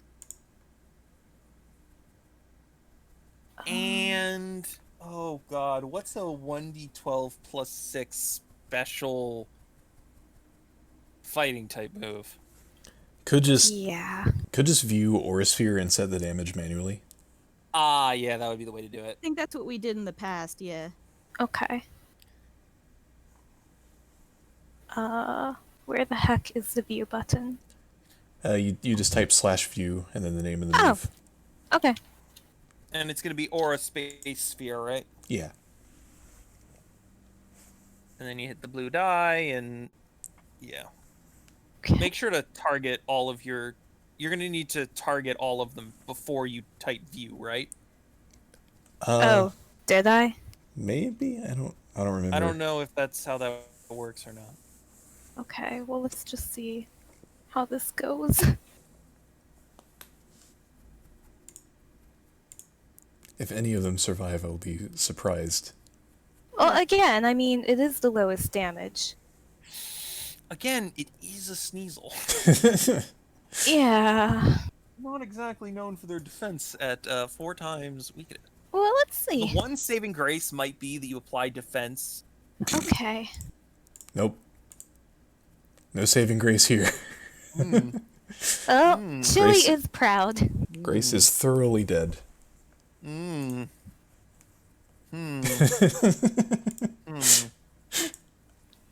Paprika is just ecstatic, like, good job, Chili. Wow. You know what I never had you roll? Hmm. Shadow Pokemon check. Oh, okay. Well, You're 5. okay. Nice. And suddenly, Chili is back to normal. Not quite. No, I know. Dang it. That would be nice. All right. Anything else you'd like to do on your turn, Paprika? What's Just- the roll to devastate your encounter further? No. No, Paprika's just gonna step back some. Mm. And that's it. All right. Will Arthur be taking a turn? Yes. All right. Please roll a Shadow Pokemon check. Ah. You're good. All right. Please continue your turn as normal. Arthur is going to use Force Palm on the Sneasel. Go for it. That'll hit. Roll damage. Okay. That'll hit. Woo. Anything else you'd like to do? That will be all. I will give Arthur a congratulatory pat on the head. Boy. Well done. But yes, that is my turn.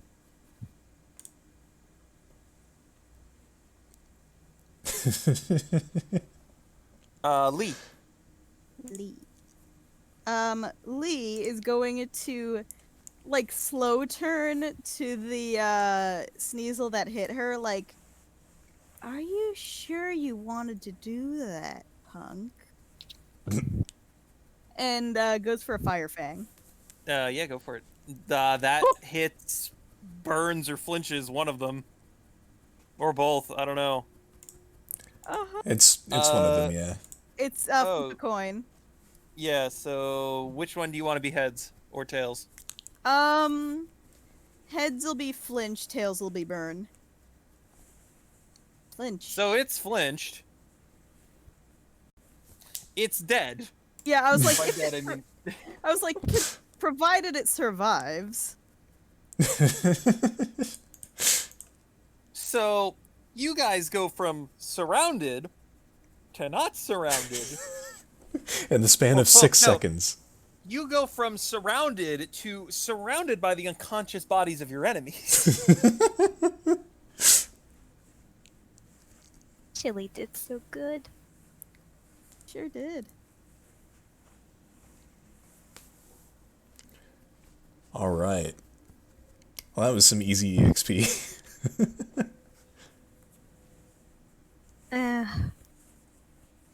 I probably could have put Curry out here. That's okay. Well, okay, let's be honest, Paprika, if you did not send out Chili, that probably would have gone a bit worse, but... Yeah. Yeah. What?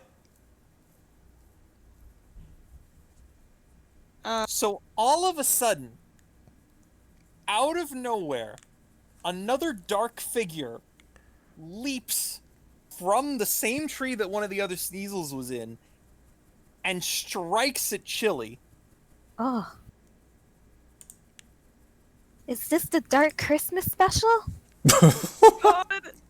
And begins to run away. I would like a perception check Use from everyone. thief. The That fucker heck? used thief. Okay, well, I mean, I got a 10. Is that good for anything?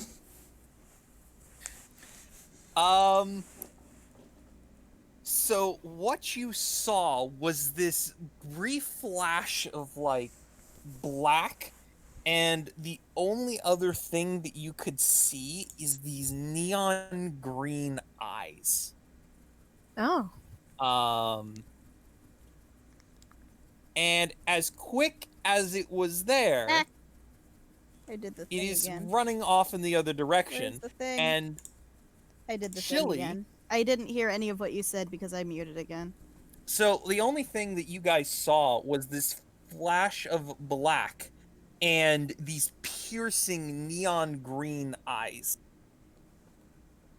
And then this dark figure begins to run off into the forest. And Chili would notice that it doesn't have its razor claw anymore. Oh no! The heck? did, Wow. did Mona see, like, where it went? You can barely, you could see the general direction it went. Furthermore, would she even notice that what just happened to Chili? Probably doesn't quite register what happened. I know Paprika doesn't know this. She got two. Chili might be throwing a small but literal hissy fit. I would imagine Chili is definitely doing that. You know what? In fact, let's go with a Shadow Pokemon check. Okay. Wow, those anger management lessons have really taken hold. Yeah. 3 nat 20s in a row is just a self-cure, right? No! Well, I mean, I would be happy, but... I know, but no. Yeah, so Chili not only remains in control, but knows what happened and where the target went. Alright, but I do feel like Chili would pursue. Yeah, you can totally do that. In fact, it is Chili's turn. Alright. Oh, wow, she has an overland of 8. Oh, yeah. Nice, Sue.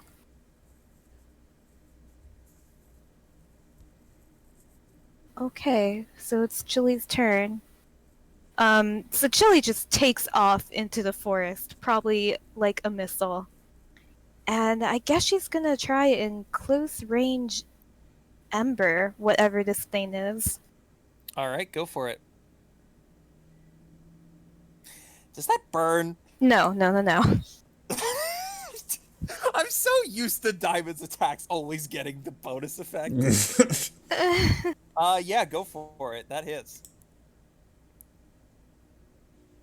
So this ember slams into this bird-like creature, and actually, it's wearing some sort of black mask, like full, like over its head mask that starts to burn little holes in it as the embers go, and with each little hole you see these tufts of bright green fur, very similar to the color of its eyes, starting to be exposed out from, or feathers actually, out from the little holes that are getting burned in its mask.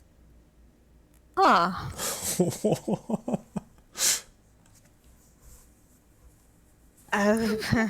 Is So this wait. some kind of freaking absolutely wild Kalosian form? I hope so. This thing is wearing all black and expects to blend into a completely white landscape. Oh my god. I mean, it stuck up on you, did it not? I don't even, like... Whatever. I guess Paprika would be running after Chili, though, like, whoa, what's going on?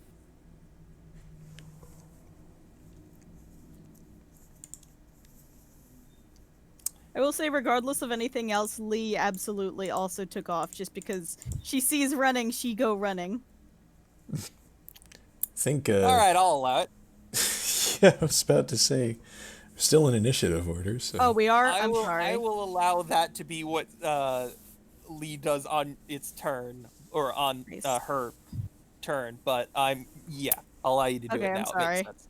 No, that's fine. That being said, Mona, Arthur, what do? Right, I mean, we're probably going to give chase as well, both of us. All right. Quick shadow Pokemon check for Arthur. Yep. Okay. good. So yeah, Mona's trying to make her way around, as is Arthur. Though, neither of us can really get very far.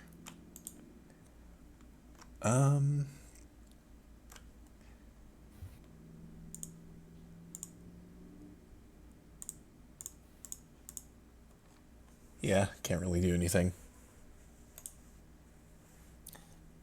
All right, Lee, you have sprinted. Anything else you're going to be doing? Lee is gonna see the thing and be like, I'm gonna fight too, and use his ember as well. All right, you don't have the best angle for it, so there is going to be an accuracy penalty, but otherwise you should be fine. Oops. Except for if you roll like that. A lot of your ember catches the trees in between you guys, and you purposefully tried to cut the aim a little close so that you didn't hit Chili, but unfortunately that means most of the brunt of it gets the tree. Ah.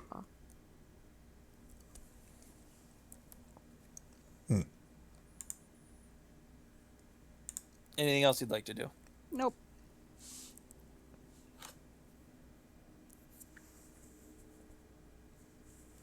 Sniff is doing sniff things.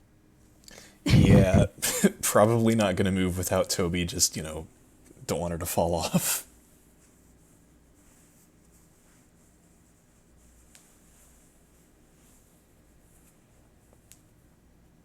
But yeah.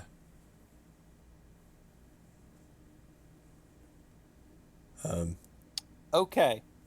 So this thing begins to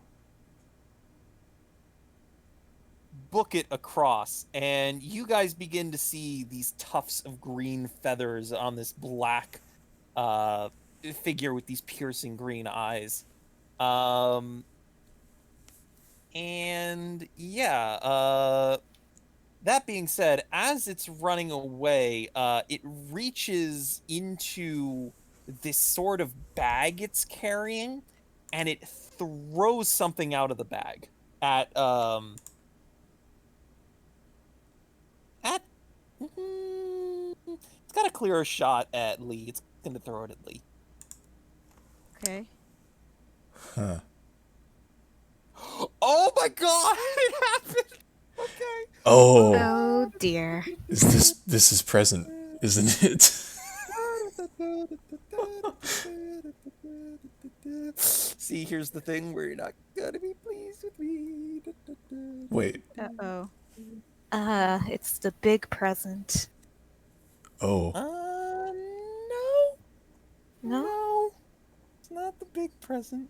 Was it using fling? Oh. Yes and no. What? I mean, in a sense, it did fling something at Lee. What does the razor claw do? Oh, I believe it raises the critical, or it lowers the critical rate by like 2 or 3. Oh no. Okay. So, what happens is this thing reaches into the sack, and it pulls out something, and it chucks it at Lee, and this catches Lee completely off guard, hits her square in the face, and the Delibird notices that the thing that it threw out of its sack was the razor claw, and you see a look of despair cross its face as it realizes it has chucked its prized possession, the thing it just stole, back at the enemy. Oh my god. So I Aw. do have to do some custom stuff.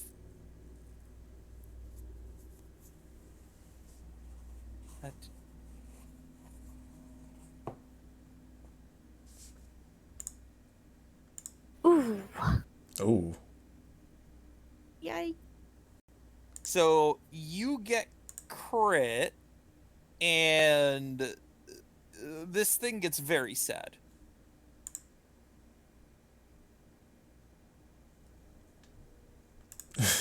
And that's it. Well,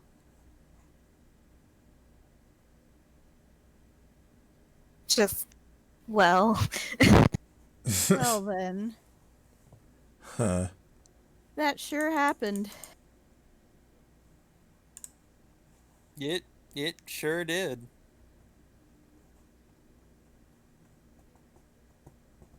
All right. Well, Turn.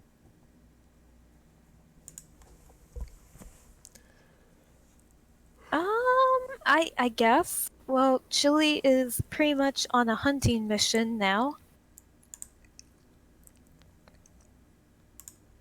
Toby is fretting over her kitty. I think Toby returns Lee at this point.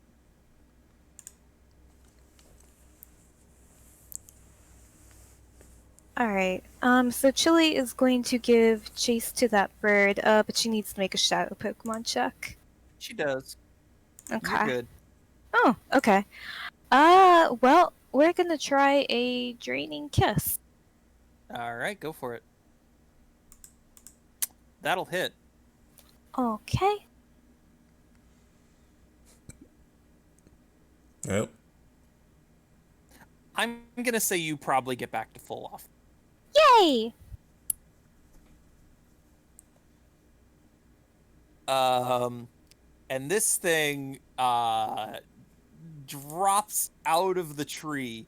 The whatever black mask it was wearing is completely torn off, and you just see these bright green feathers adorning its head and kind of like forming a V pattern on its chest over the rest of a black sort of suit.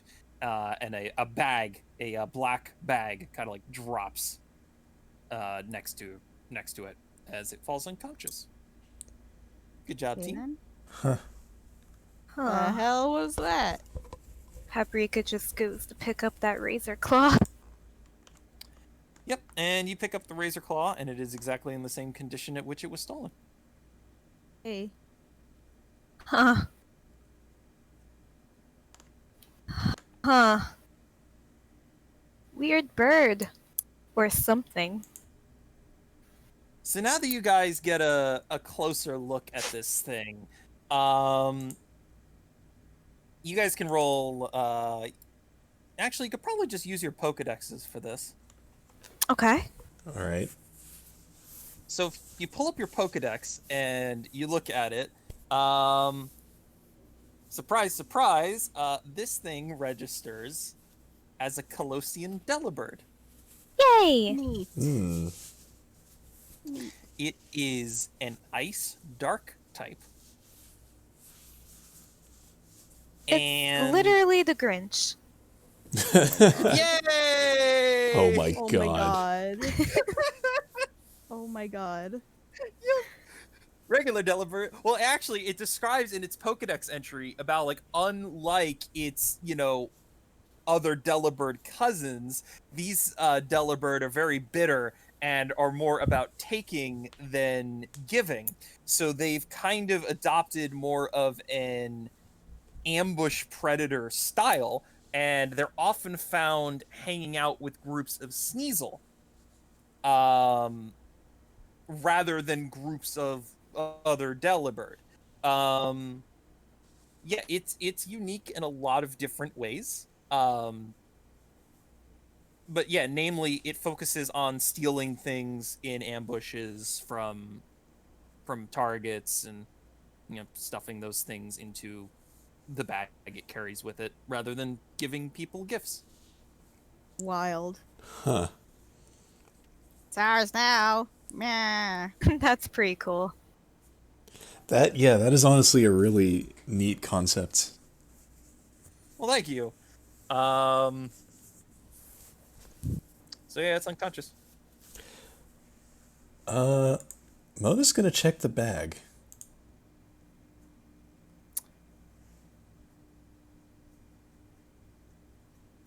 That is a great idea, and I wish I'd thought of it. How During did you not? my With that description, how did you not think of it?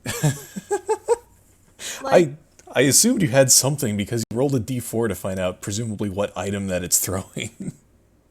No, I rolled a d4. Okay, so here's the thing. All right, I will tell you the unique things about this Delibird that have it operate differently from other Delibird. So, if you look at a Delibird in the Pokedex, you will realize that its moveset sucks. Yes. Its moveset, and I kid you not, is present in Drill Peck. What? And that's it. Yikes. Didn't know it even So- learned Drill Peck. It learns Drill Peck at level 25. This Delibird does not have Drill Peck. I will say that.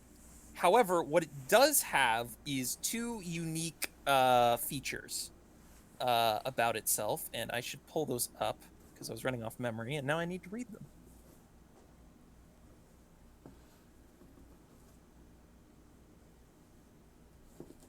And yes, as Diamond already pointed out, it is totally based on the Grinch and a Awesome. cat burglar with a sack of which it stole things in. God. All right. So it is essentially a Delibird, except instead of a flying type, it's a dark type. It also has the stealth capability, unlike its non-Colossian counterpart. Its ability is Cat Burglar. And it's a bit of a complex feature, so bear with me. The move Thief has an every other turn frequency for you. Normally it's battle. Oh my god. In addition, held items you steal from other targets do not count towards the number of held items you possess. Huh. If you roll a 4 while using the move Present, Oh my you God. instead use the move Flip with a random held item you have and lose a combat stage in special and lose 2 combat stages in special defense. Holy shit. Wow. That's hilarious. So if it flings away one of its rewards, it gets sad. I would. Oh my god. Kyle, you're a mad genius. I yes, thank you. So, unlike most wild Pokemon, I put so much effort into this one. If someone wanted to attempt to capture it, it's still here. Oh my god. Let's take this random wild Pokemon in particular and carry it with us. I mean, it is a rare one. It's not that weird. Well, I suppose, but like... Yeah, the way the show presents capturing Pokemon is so weird. It's like the second you knock it out, it gains the energy, but solely for the purpose to run away and nothing can stop it. Like, what? Wait, huh? So, yeah, like, in this case, I mean, it's unconscious, it's on the ground, it's there. Like, are you mean- saying one of us could use a Pokeball? You could use a Pokeball, it might not work, but you could use a We- Pokeball. Do we have any of those at the moment? Thought you did. I have I one. believe each of us have one. Ah. I keep forgetting. Is there anything in the sack? I'm gonna say yes, but since I didn't think about it, I'm gonna want to think about it off stream, so I can give you guys something that's actually fair, Okay. Nice. I am rather than alright with saying that. a couple berries and a snowball. You know, like I want to think about it. Alright. That sounds like the Delibird being unhappy. Oh my lord, they're screaming, aren't they? I can fix this. I can fix this. It's fine. Fixed Is it. Adorable. Okay. So Mona looks back at the others. This thing seems like a pretty rare Pokemon. I don't know if I want to just leave it here. I mean, if you want it, we could I guess take it with us, but I don't really want to risk this thing stealing our stuff. You know. Very true, but having a skilled thief on our side seems like it could really prove beneficial. Ooh, imagine how useful it not could be on wrong. resource missions. Oh. Hmm. Yeah, I think it's worth trying to add this Delibird to one of our teams. Sure, I guess.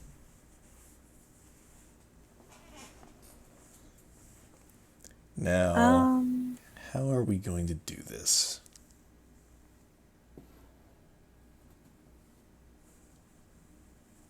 I mean, that's entirely up to you. How do you want to do this? That was more me saying the question, presenting it to the others. I want to test something real quick, so I'm not. Whoop. It's not like reviving itself, if that makes Okay. sense. Right. Toby shrugs expansively. She's like, I don't know. What? Hmm? Weird. I don't know why that is. What's happening? I'm trying to learn more about. Interesting. Okay. So, I mean, there's no reason I can't reveal this to you. A fainted Pokemon is easier to catch than one at 1 HP. Huh. Which, given the fact that that's not supposed to be how that works, is curious. But it's... Oh no, wait! It's more difficult to capture! What am I saying? Yeah, it's more difficult to capture fainted than conscious. Huh. I mean, Yeah, wow. Okay. all right. so if neither one of you want it, I'll take it. But whoever wants it should take it. I I'm mean, gonna go use the bathroom real fast while we're discussing this. I don't really want it, for the record. all right. Okay. I am intrigued, I will say.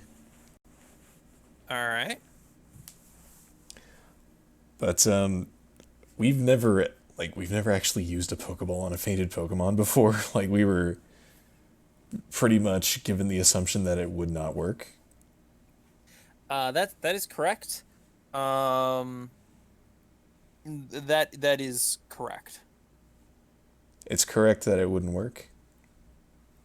I'm gonna rule it that it wouldn't work, but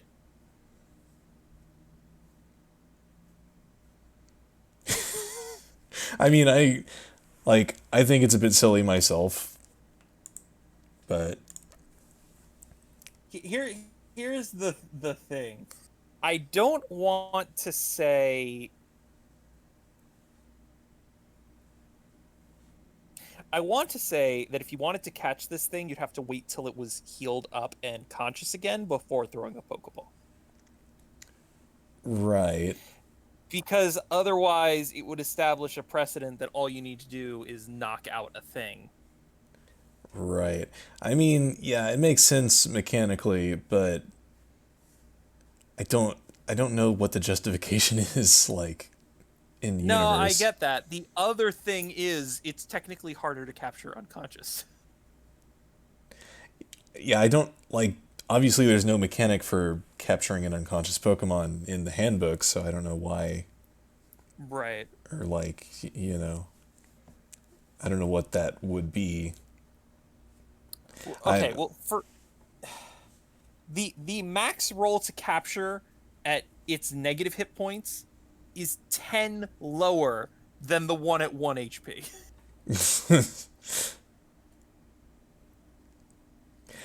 Oh, I think I know what's happening. What's happening? The program checks when it's checking like how to modify the capture rate. It's checking if the HP percentage is equal to exactly 1. Since that's not the case when it's fainted, it instead goes to the case where it's less than like 10% or whatever. So if I do... Oh, wow, yeah. Exactly. Haha. All right. I do know my own code after all. Sometimes. Sometimes. So you have a couple options. You can try to catch it without interacting with it. You can wait till it wakes up or try and heal it in some way and try to interact with it before catching it. Or you can wait till it wakes up and try to catch it then. Okay. I have a couple ideas for how we might, actually get in its favor a little bit. All right, go for it. Like, if we give it an item, probably. Right? You are certainly free to try. I mean, the group was going to take a break at some point soon anyway, so you could probably afford to wait while you break. Yeah, Question is, what would that item be, though? Welcome back. Thank you. I mean, I don't think a Wookiee mask would really help in this situation, but it's an idea. Teehee. Yeah, we're trying to think of, how to get this Delibird to like us a little bit more. Well, I bet that if we gave it an item, if we wanted to get on its good side, it would have to be something kind of valuable. Yeah, something shiny. Why don't we give it money? Our money's no good to us anymore. That's a good point. I was going to suggest a revive, but actually... Alright. So, should we wait for it to wake up, or... Yeah, I guess we'll take a break and wait for it to wake up. We'll just take a break, sit in a circle around it, stare at it. Good idea. Alright. All right, so you guys set up camp and kind of make or eat something that Paprika prepared before your shift. You guys didn't want to, or you were advised not to set a fire during your shift simply because people would likely see the smoke. I mean, you could probably use dry kindling, but not a lot of dry kindling around. And what if you happen to get it wrong? Yeah. That sort of thing. You have the materials to set an emergency fire if need be, something that'll really smoke up and get people's attention. But, if when you're out here, you're really not supposed to. You get like a couple of the... Actually, they don't even give you the warming packs. They don't have them. Anyway, so you guys just kind of all sit around the Delibird? Maybe not that close. I don't know, man. Like, it's a dark type. It will escape.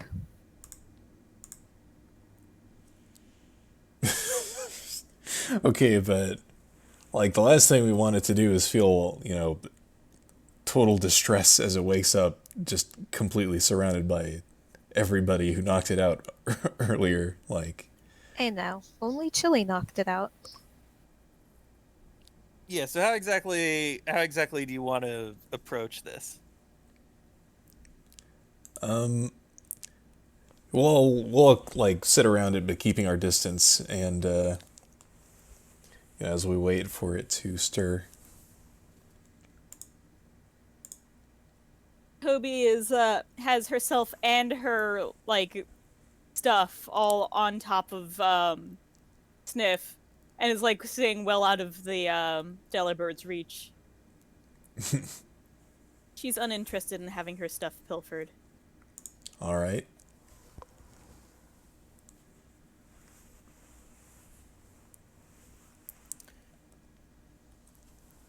So the Delibird comes to and pushes itself out of the snow and looks up, and the first thing it sees is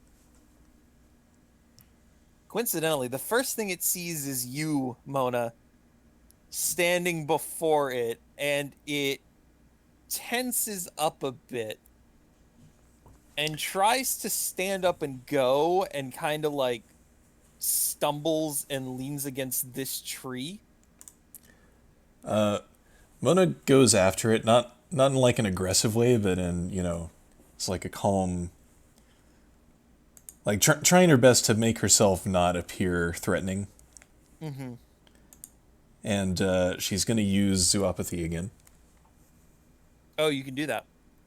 I think so. Like, it does cost HP, so... Yeah, it says All at right. will. Cool. Yeah, go for it. All right. So she does so, and she's like, "Hey, buddy, it's okay. Not gonna hurt you anymore." The Delibird seems surprised, but is staring at daggers at you and trying to figure out the best escape plan. That's Actively. She kind of holds up a finger, just a moment, and she reaches into her bag and pulls out like a few coins and kind of offers them to the Delibird.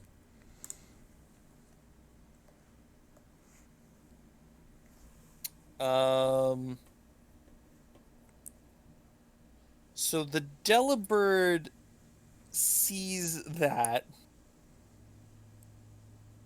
and looks to you and looks back at the coins.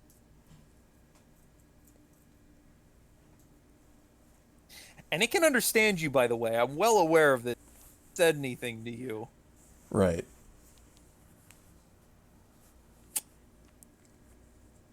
It reaches for the coins, but then attempts to dash for your bag, like whatever you have the rest of the money in. Instead, Smart. unfortunately, it's not nearly fast enough. It stumbles, and you pretty much figure out what it's doing before it gets there. Oh. She kind of pulls the bag back a bit, but looks inside. We're not really using this anyway, are we? And she kind of dumps the contents, just all of her money, on the ground. The Delibird walks. The Delibird, who has not let go of its sack the entire time, like, walks over to the pile of coins and just, like, never breaking eye contact with you, shovels coins and snow into its bag. Aw. Yeah, go for it. I mean, How it's... much did you have, by the way? 5,145. That's what I have listed. I'm going to assume that this is in dollar coins for the sake of simplicity. Right. And it just like shovels all of these coins into its bag. And it's looking up at you. It's poised to move and goes to run away. But the bag is heavier than it expects, so it just kind of like slips in the snow and lands on its back with the sack of way too much money, like having stopped it, and it just kind of looks up. Aw. Look, it's Dazed. adorable. Fearing in a criminal sort of way. All right. So your eyes are bigger than your bag, it seems. Shiny click clacks good. You know what? You can consider it all yours, but like you're gonna need some help carrying that, I think. So if you don't mind, I could carry all of that for you.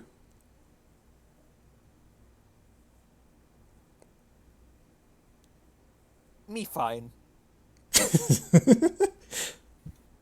And the Delibird has gotten up and is attempting to drag this bag behind it. And it's definitely like the moment from the movies where somebody's trying to move an object that's too heavy. So it's like it's pulling, trying to walk backwards. It's trying to pull it over its shoulder. It's trying to push the thing.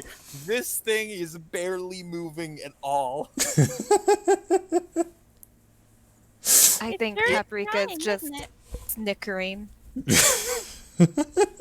You get the impression that it has two priorities. Get the gold, or get the treasure and escape with the treasure. In that order. Incredible. So despite the fact that theoretically death is before it, It's gonna be perfect for these missions. We can send it in next time instead of me. I get though if it insists on, well, being like this. You know, little guy, or girl, I guess, in our line of work, we come across shiny things all the time. And we are, in fact, in need of skilled individuals capable of liberating said shiny things.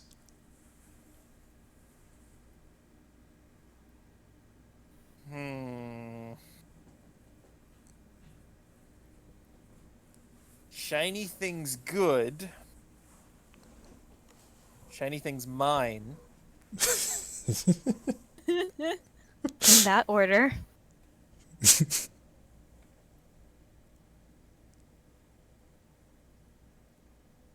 And it tries to run away with the bag again. It fails.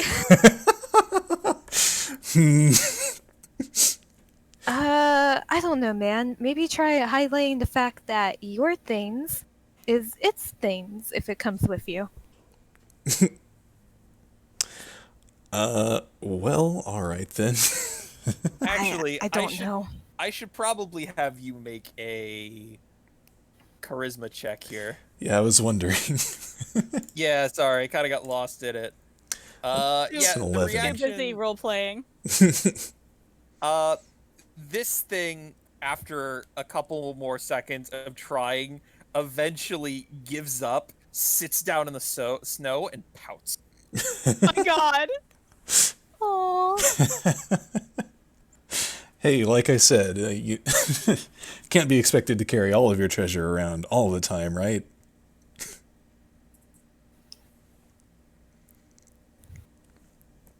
Not fair.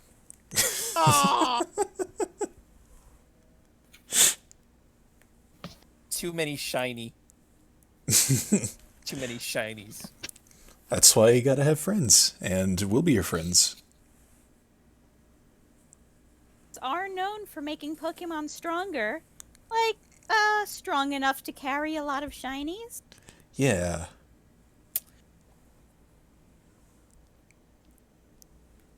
She's just kind of like in it for the ride now. She's like, you know what? I might as well help.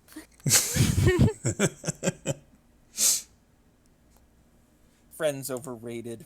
Friends not shinies. I'll have What you know. about shiny personalities? She gives a big grin. The Delibird is all of a sudden overcome with this feeling of dread at the sound of what sounded like the most cheesy, over-the-top enthusiasm it's ever experienced. And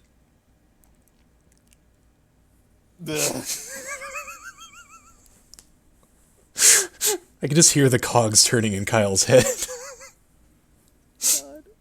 I think I broke him. Oh, wouldn't be the first time. I'm sure he'll reboot. Yep, give him a moment. Just dial-up noises coming from Kyle's end. Oh no. That's not quite what it sounded like. I tried, okay? Human Faces aren't meant to make noises, No. computer It sounds. was a valiant attempt. Thank you. The Delibird,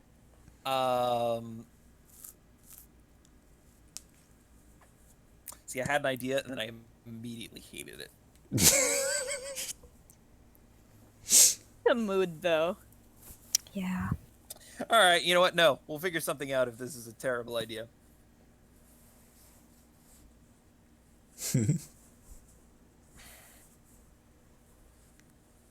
Friends, not shinies. Partners help get shinies. Oh, yeah. Tears and cry. I want shiny. And he points at Chili. What? Oh. Chili? Oh, dear lord. What? Wait. Paprika just kind of looks over at Chili. Why is it so set on that razor claw? Oh. Does it know what Razor Claw does? No. Because that might be a reason. Seems Shiny. really fixated, though. Oh, I think he just likes that it's shiny. Yeah, like, keep in mind, Paprika has no idea whatsoever. She can't even feel what's happening. So, Mona turns to Paprika. I think it wants that razor claw. I think it wants a foot in the mouth. Think it's not gonna get that razor claw.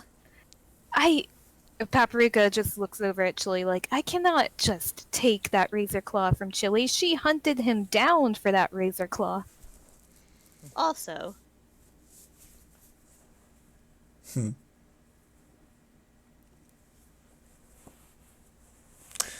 Also, what?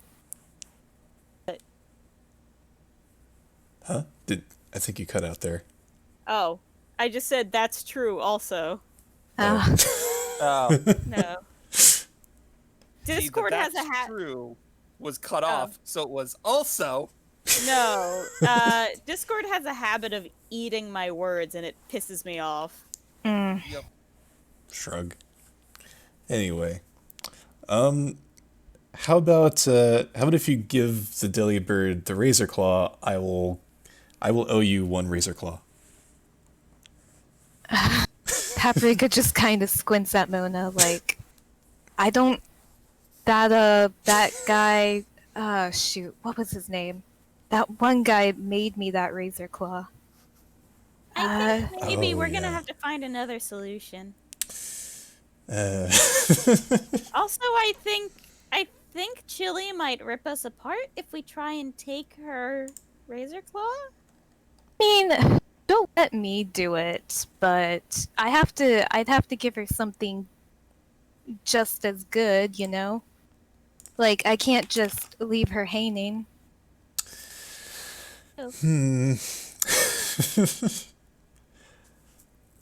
I mean, I can, I'm her trainer, but you know that's not right. what if I I gave agree. you Sniff's luck incense?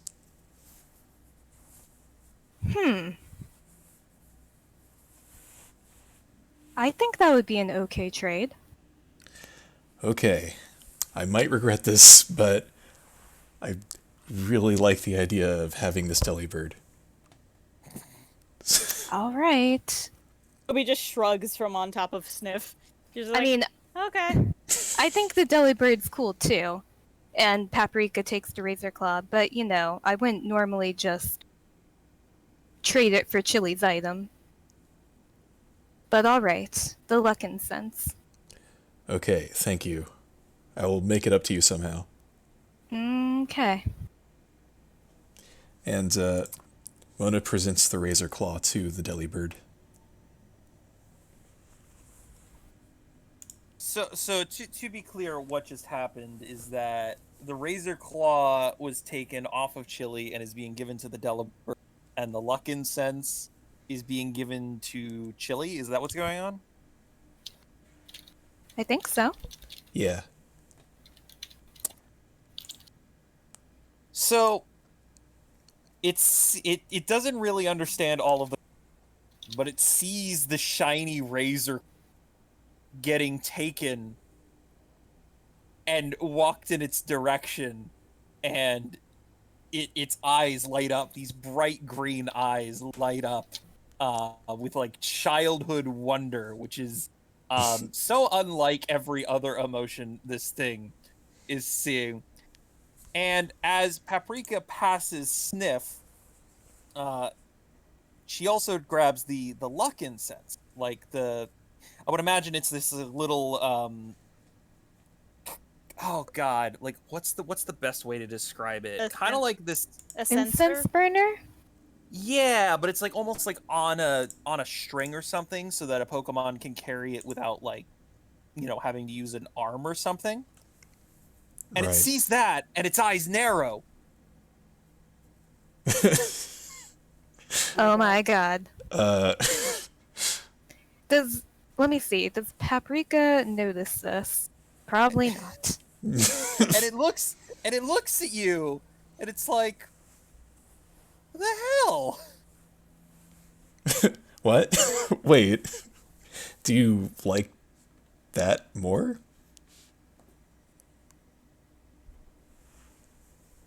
I want that shiny.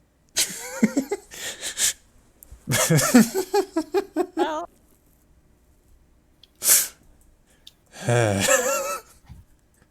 Can I have the luck incense back? Paprika spins around to face Mona like, excuse me? Wait a minute. I think there's negotiations going on. Yeah, it saw the luck incense and looked more interested. You can have the razor claw back. Mona, don't you think it's gonna try to take both? Okay, I know that, but I'm in control here. It's not going to leave without all of its shinies, and currently that consists of this very large bag of coins, so I don't think it's going anywhere. You're lucky you're my friend.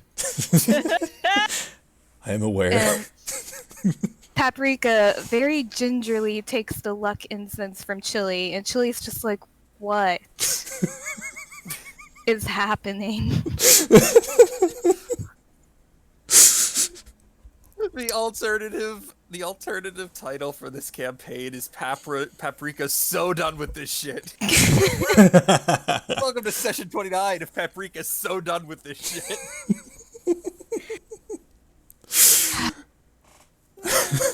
Okay. Alright. So, you swap the razor claw and the luck incense back, right? Yes. And it sees the luck incense and it reaches out for it, and it sees the razor claw and it longing starts to reach towards it, and looks back at the luck incense and just kind of fed up, and it's gonna try to snatch the luck incense from you.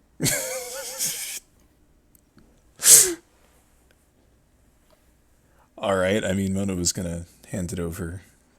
So. Oh yeah, okay, because this Delibird totally trusts you to do that. Right. But yeah, she doesn't resist. The Delibird takes the luck incense and goes to put it in its bag, and then sees the string and like puts it around its neck, Yeah. and it just kind of stares at it contently and with excitement. Oh my god. And it's now just sitting in the middle of this snowy field, not paying attention to anything else. So you got your shiny. Would you like to... All right. Does that mean you're joining us? Shiny.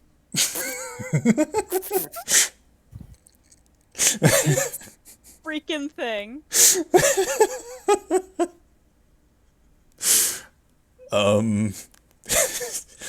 Mona looks back and forth between Paprika and Toby. Do I use the Pokeball now?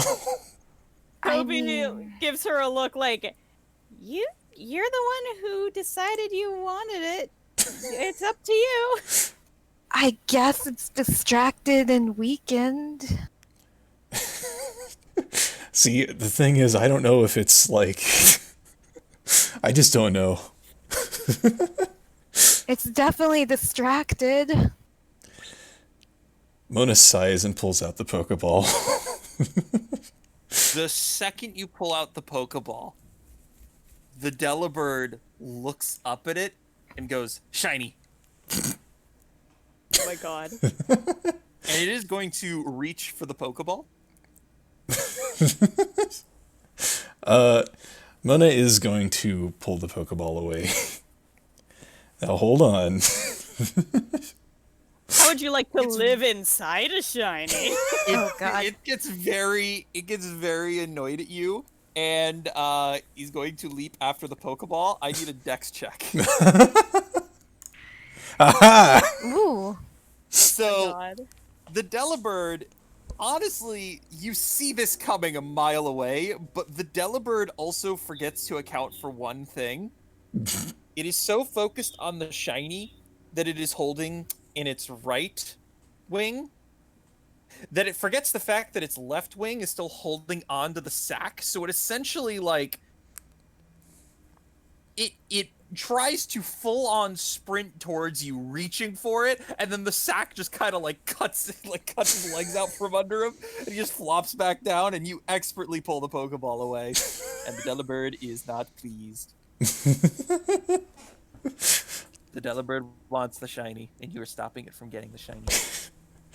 Just too gosh darn bad, isn't it? Okay, look. This shiny, like, you can have this shiny too, but you have to live in it. Deal. Oh, Before you even figure the terms, it was like, but you deal. Shiny. Oh my god. okay, well, here it comes then, and she's gonna attempt to capture the Delibird. Just tap him with it. How hit her do with you it. throw the shiny at it? Nah, she just taps her with it. So you don't actually get to tap it with it. It reaches out to try to snag the shiny from you and hits the button. God. And yeah, you may roll your capture roll. Okay. Because Standing. Woo! oh, did you want to use the thing? Do what? I like the thing. Pokeball Go. Oh, sorry. I forgot. I mean, it works anyway, but I wanted to see it. Work. Okay, I figured. Sorry. We're never gonna actually see it. We've seen it a few know. times, I think. Yes, but everybody always forgets. All right, so Delibird get. Oh, that's a few moves. Ooh. So it's slash give 39. Wow. Awesome. Ice shot. So, Nice. as previously mentioned, it is a dark ice type. This is the entirety of its moveset. This is all you got. It does not learn anything else. Okay. Naturally. Yeah. The only differences are due to Cat Burglar, its ability. Thief is actually every other turn instead of battle. And yeah, do you remember everything that's special about it, or do you want me to go over it again? If you could just like write it down. Yeah, for sure. right. I mean, I have it written down. Right. Yeah. I know it has stealth and it has that ability. Yeah, essentially, Thief has every other turn, and the held items you steal do not count towards the held items you possess. What this essentially means is that if you steal held items from enemies, or, well, I guess technically from targets, but why would you steal them from allies? Especially since that requires damage to do. You can essentially have as many held items as you can steal in any given combat.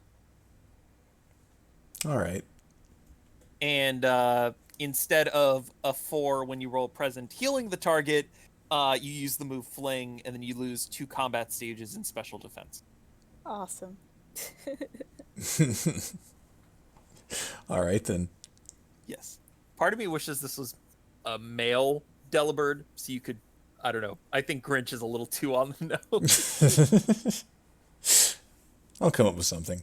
I look forward to it, and I will give you all of this information after. Anyway, All right. You guys wrap that up. You actually have to take the money from the Delibird. In order for it to keep going, but yeah, all right. I will admit there was something else I wanted to have us do, so I'm just gonna jump straight into that. Okay. Okay. So does the Delibird have the luck and sense now? The Delibird does have the luck and sense now. Okay. And I got Razor Claw back. Oh. Void. Yep. Are you all in the void? Yep. I Yeah. am. Okay, that's not the worst thing in the world. Amazing. So I'm gonna ask you guys to roll stealth and perception checks Okay. prior to me Okay. loading up this. Yeet, yeet. Okay, wow. Okay, cool. It turns out that the secret to Toby's success is being on top of a giant Probopass. Oh my gosh. So to be clear, the first ones are perception and the bottom ones are stealth, right? Yes. Which means that Toby is at her stealthiest when riding on top of a Probopass. So you guys are walking down a narrow forest path. It's another few hours after the Delibird encounter. The Delibird is essentially out of commission until you heal it back up fully. But that this Delibird, as previously mentioned, is very lively, a kleptomaniac, and loves shiny things. Heck yeah. And by the way, this is how you get your group to actually get a Delibird. You have to mod the ever-living crap out of it before anybody's even remotely interested. You're right, though. I am right, though. The one thing I will also mention is that it does not have a surface or underwater capability, unlike the normal Delibird. It gave that up when it decided to, snatch other things. So. Gotcha. Yeah. Anyway, so Sniff makes no noise. There's no crunch of the snow as Sniff passes. It's just pure silence. And Paprika is actually doing that meant nothing. Paprika is actually exceptionally quiet as well. Thankfully, thankfully is not the right word. Mona, on the other hand, is breaking every single twig and brushing against every single tree and every single thing that can make any bit of noise. However, Toby, with a high-up perspective, sees a camp up ahead with a burning fire.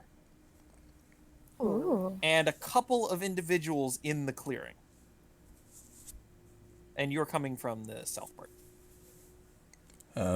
Still can't see the map. Oh, sorry.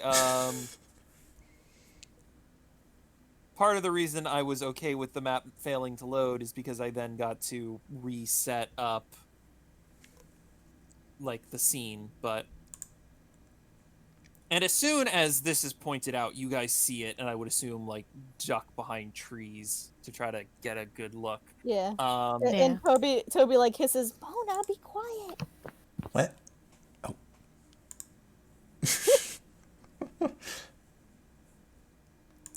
Ooh.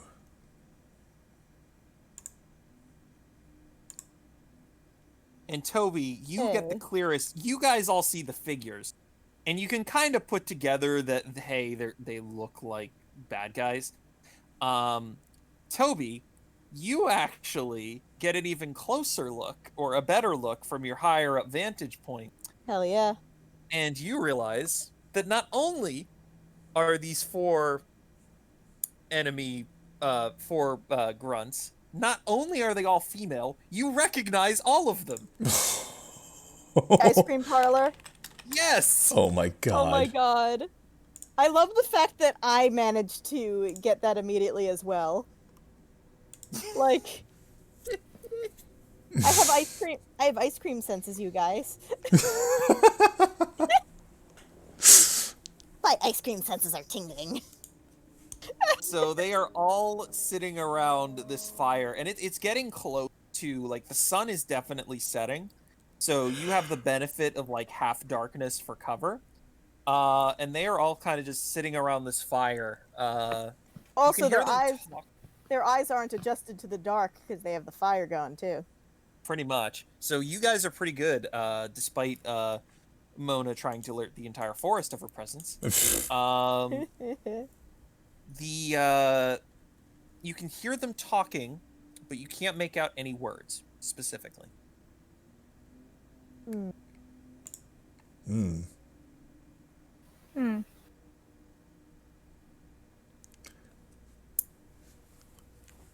Does one of us want to try to stealth closer? Stealth is dexterity, right? Yes. I guess I could give it a shot You know, again. the one that was in the room might recognize you, Paprika. Well, I think one of the guards. I think there were 5 guards, right? But there's So only there 4 were here. guards in the city.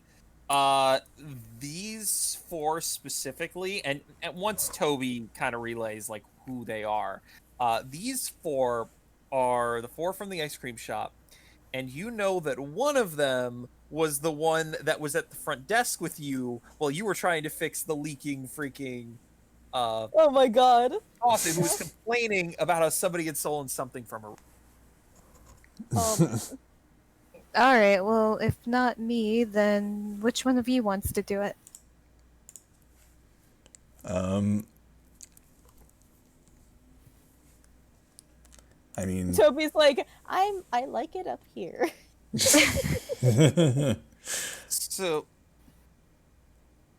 okay. all right, so it's up to me then, I guess. You just alerted the whole anybody- forest. Exactly. Does anybody else go like, wait, what? Toby's being very grumpy today. She's just like, I don't wanna. I just noticed that. But I still think Paprika would probably be the best. Yeah. I mean, now that I think about it, if they recognize you, if they recognize any of us, or see any of us, it's probably If they go notice time. you've already done something wrong. Yeah. True. Okay. You're gonna Alright. teleport straight back to the enemy base and then bring everybody there with another teleport. Oh, fun. You activated my trap card. Mm. The trap card is called Total BS.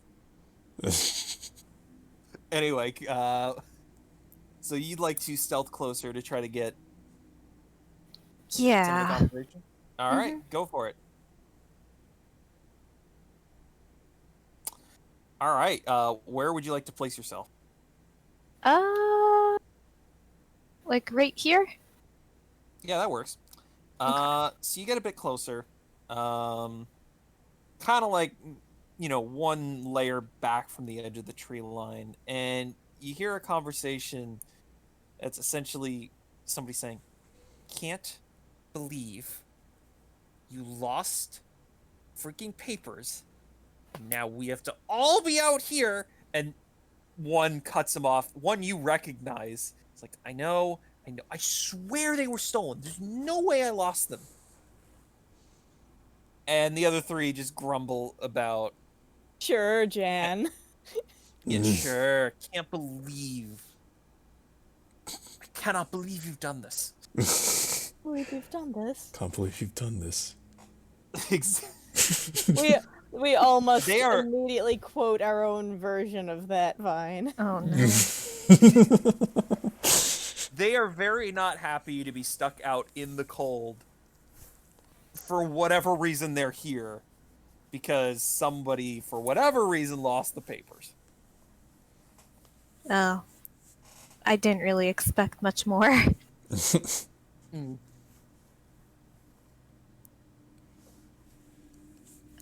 like that Alright. promotion may or may not have fallen through. Yeah. So I mean, I feel kind of bad, but not that bad. So, what would you like to do now? I guess Paprika will stick around to see if they say anything else. They don't really say anything else interesting. The conversation is very muted at this point. It's mostly like, someone they're heating something over the stove to eat, over the fire to eat for dinner.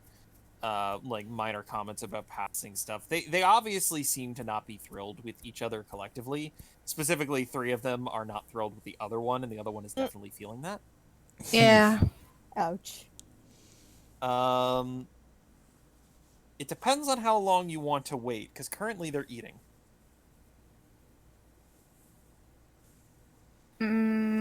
I'll wait a little bit longer because I don't know why they're here.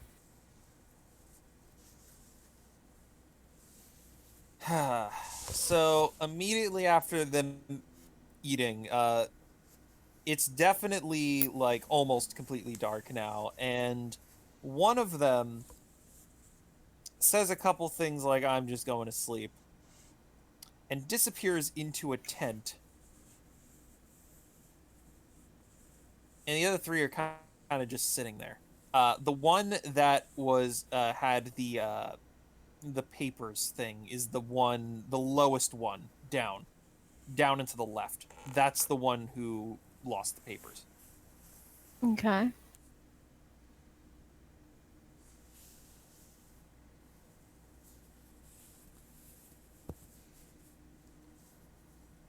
I guess just stick it out a little bit longer. So just so I understand, what are you hoping that they reveal something about why they're here? Yeah.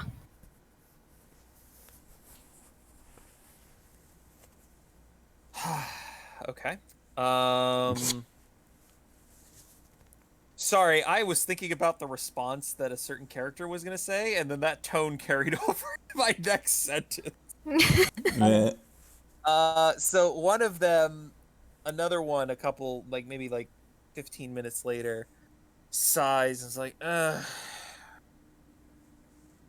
I guess I'm gonna go to sleep too. The earlier we get up, the earlier we get out of here.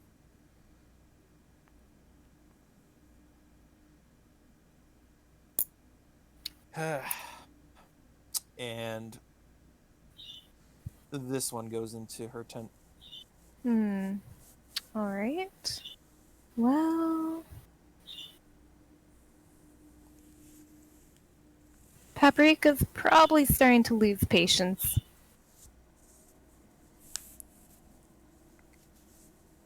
I guess she's probably gonna make her way back. All right, you do so.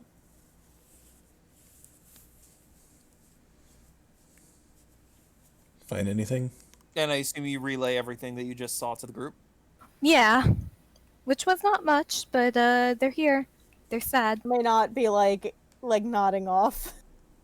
Well, it doesn't sound like they're up to anything good. No, but I mean, of course They're not. doing anything specific. Seems like they... It seems like they've picked this spot to camp out for the night. And I would assume they're approaching the town that we are on patrol from. Whose name I forget. Anastar. Star. Yeah, but if the 4 of them want to take on, well, Anastar, they're not gonna have a good time. Yeah, which is why it's probably some kind of stealth or like intel mission or, recon, whatever. What we should do is just report that they're here, and someone more suited to, you know, keeping an eye on them can do that.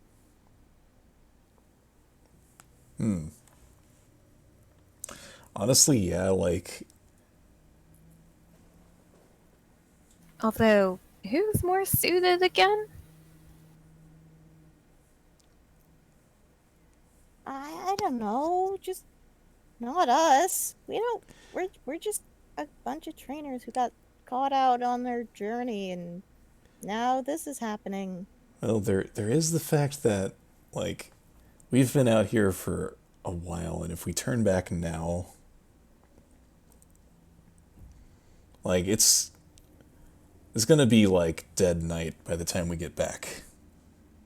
So to be clear, you guys are maybe about 3 hours away from town right now, and if you try to imagine what the map looks like, you guys started west of Anastar City. You've been going north for a while. And then for the final leg of the trip, you've started to curl back east and then south. So you left from the west end of Anastar, and you're going to meet back up at the north end of Anastar.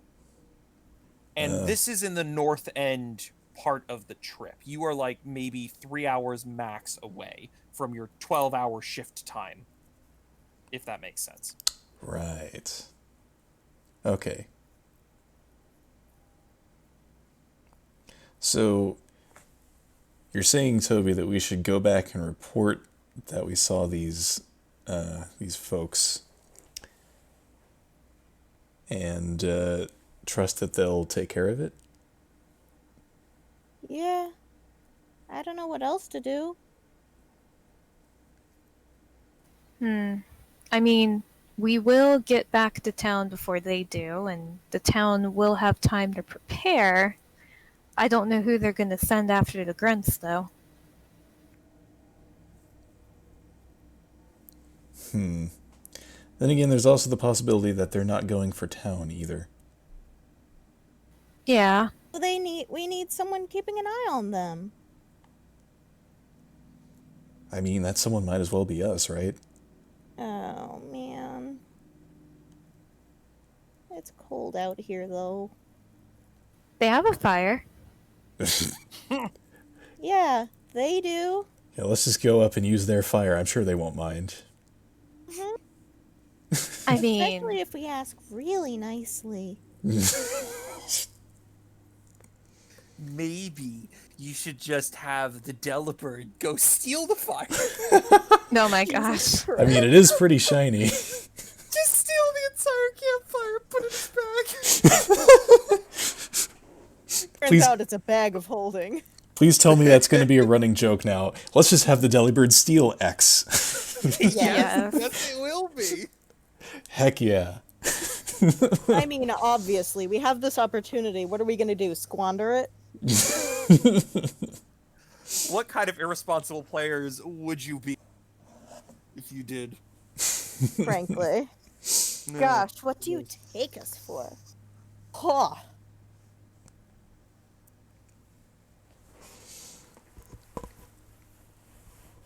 I mean, the alternative is we just attack them now. I mean, I would be down for that, but it's up to you guys.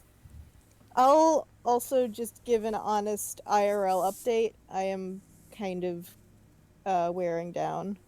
Yeah, I figured. So I don't know if I'd be up for an encounter at this point. Well, that's fine with me if it's fine with you guys. Okay.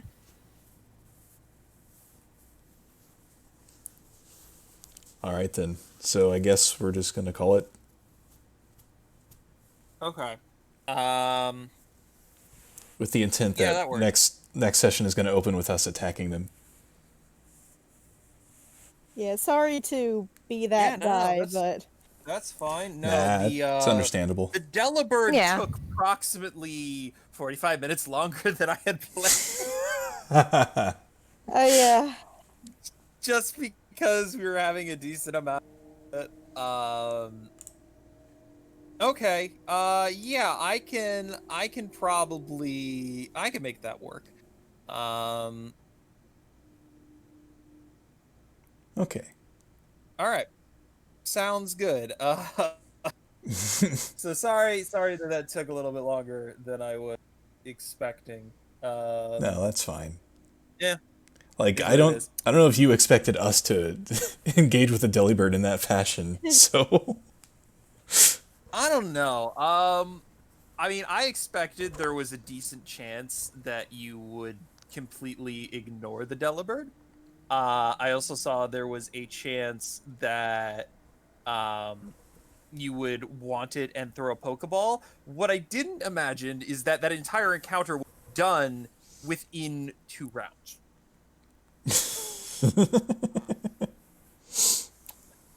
I knew it was, on the easier side, for sure. I didn't expect it to last a single round with the Sneasel. Amazing. Yeah. sounds to me like you just completely Like, forgot about oh. hidden power. Yeah, I did. I was like, oh, okay, so the Delibird will, in round 2, it'll rush in, it'll steal something, it'll try to run away, and there'll be Sneasels around, it'll be chaos. And then I realized by round 1, I'm like, there's no more Sneasel. This is it!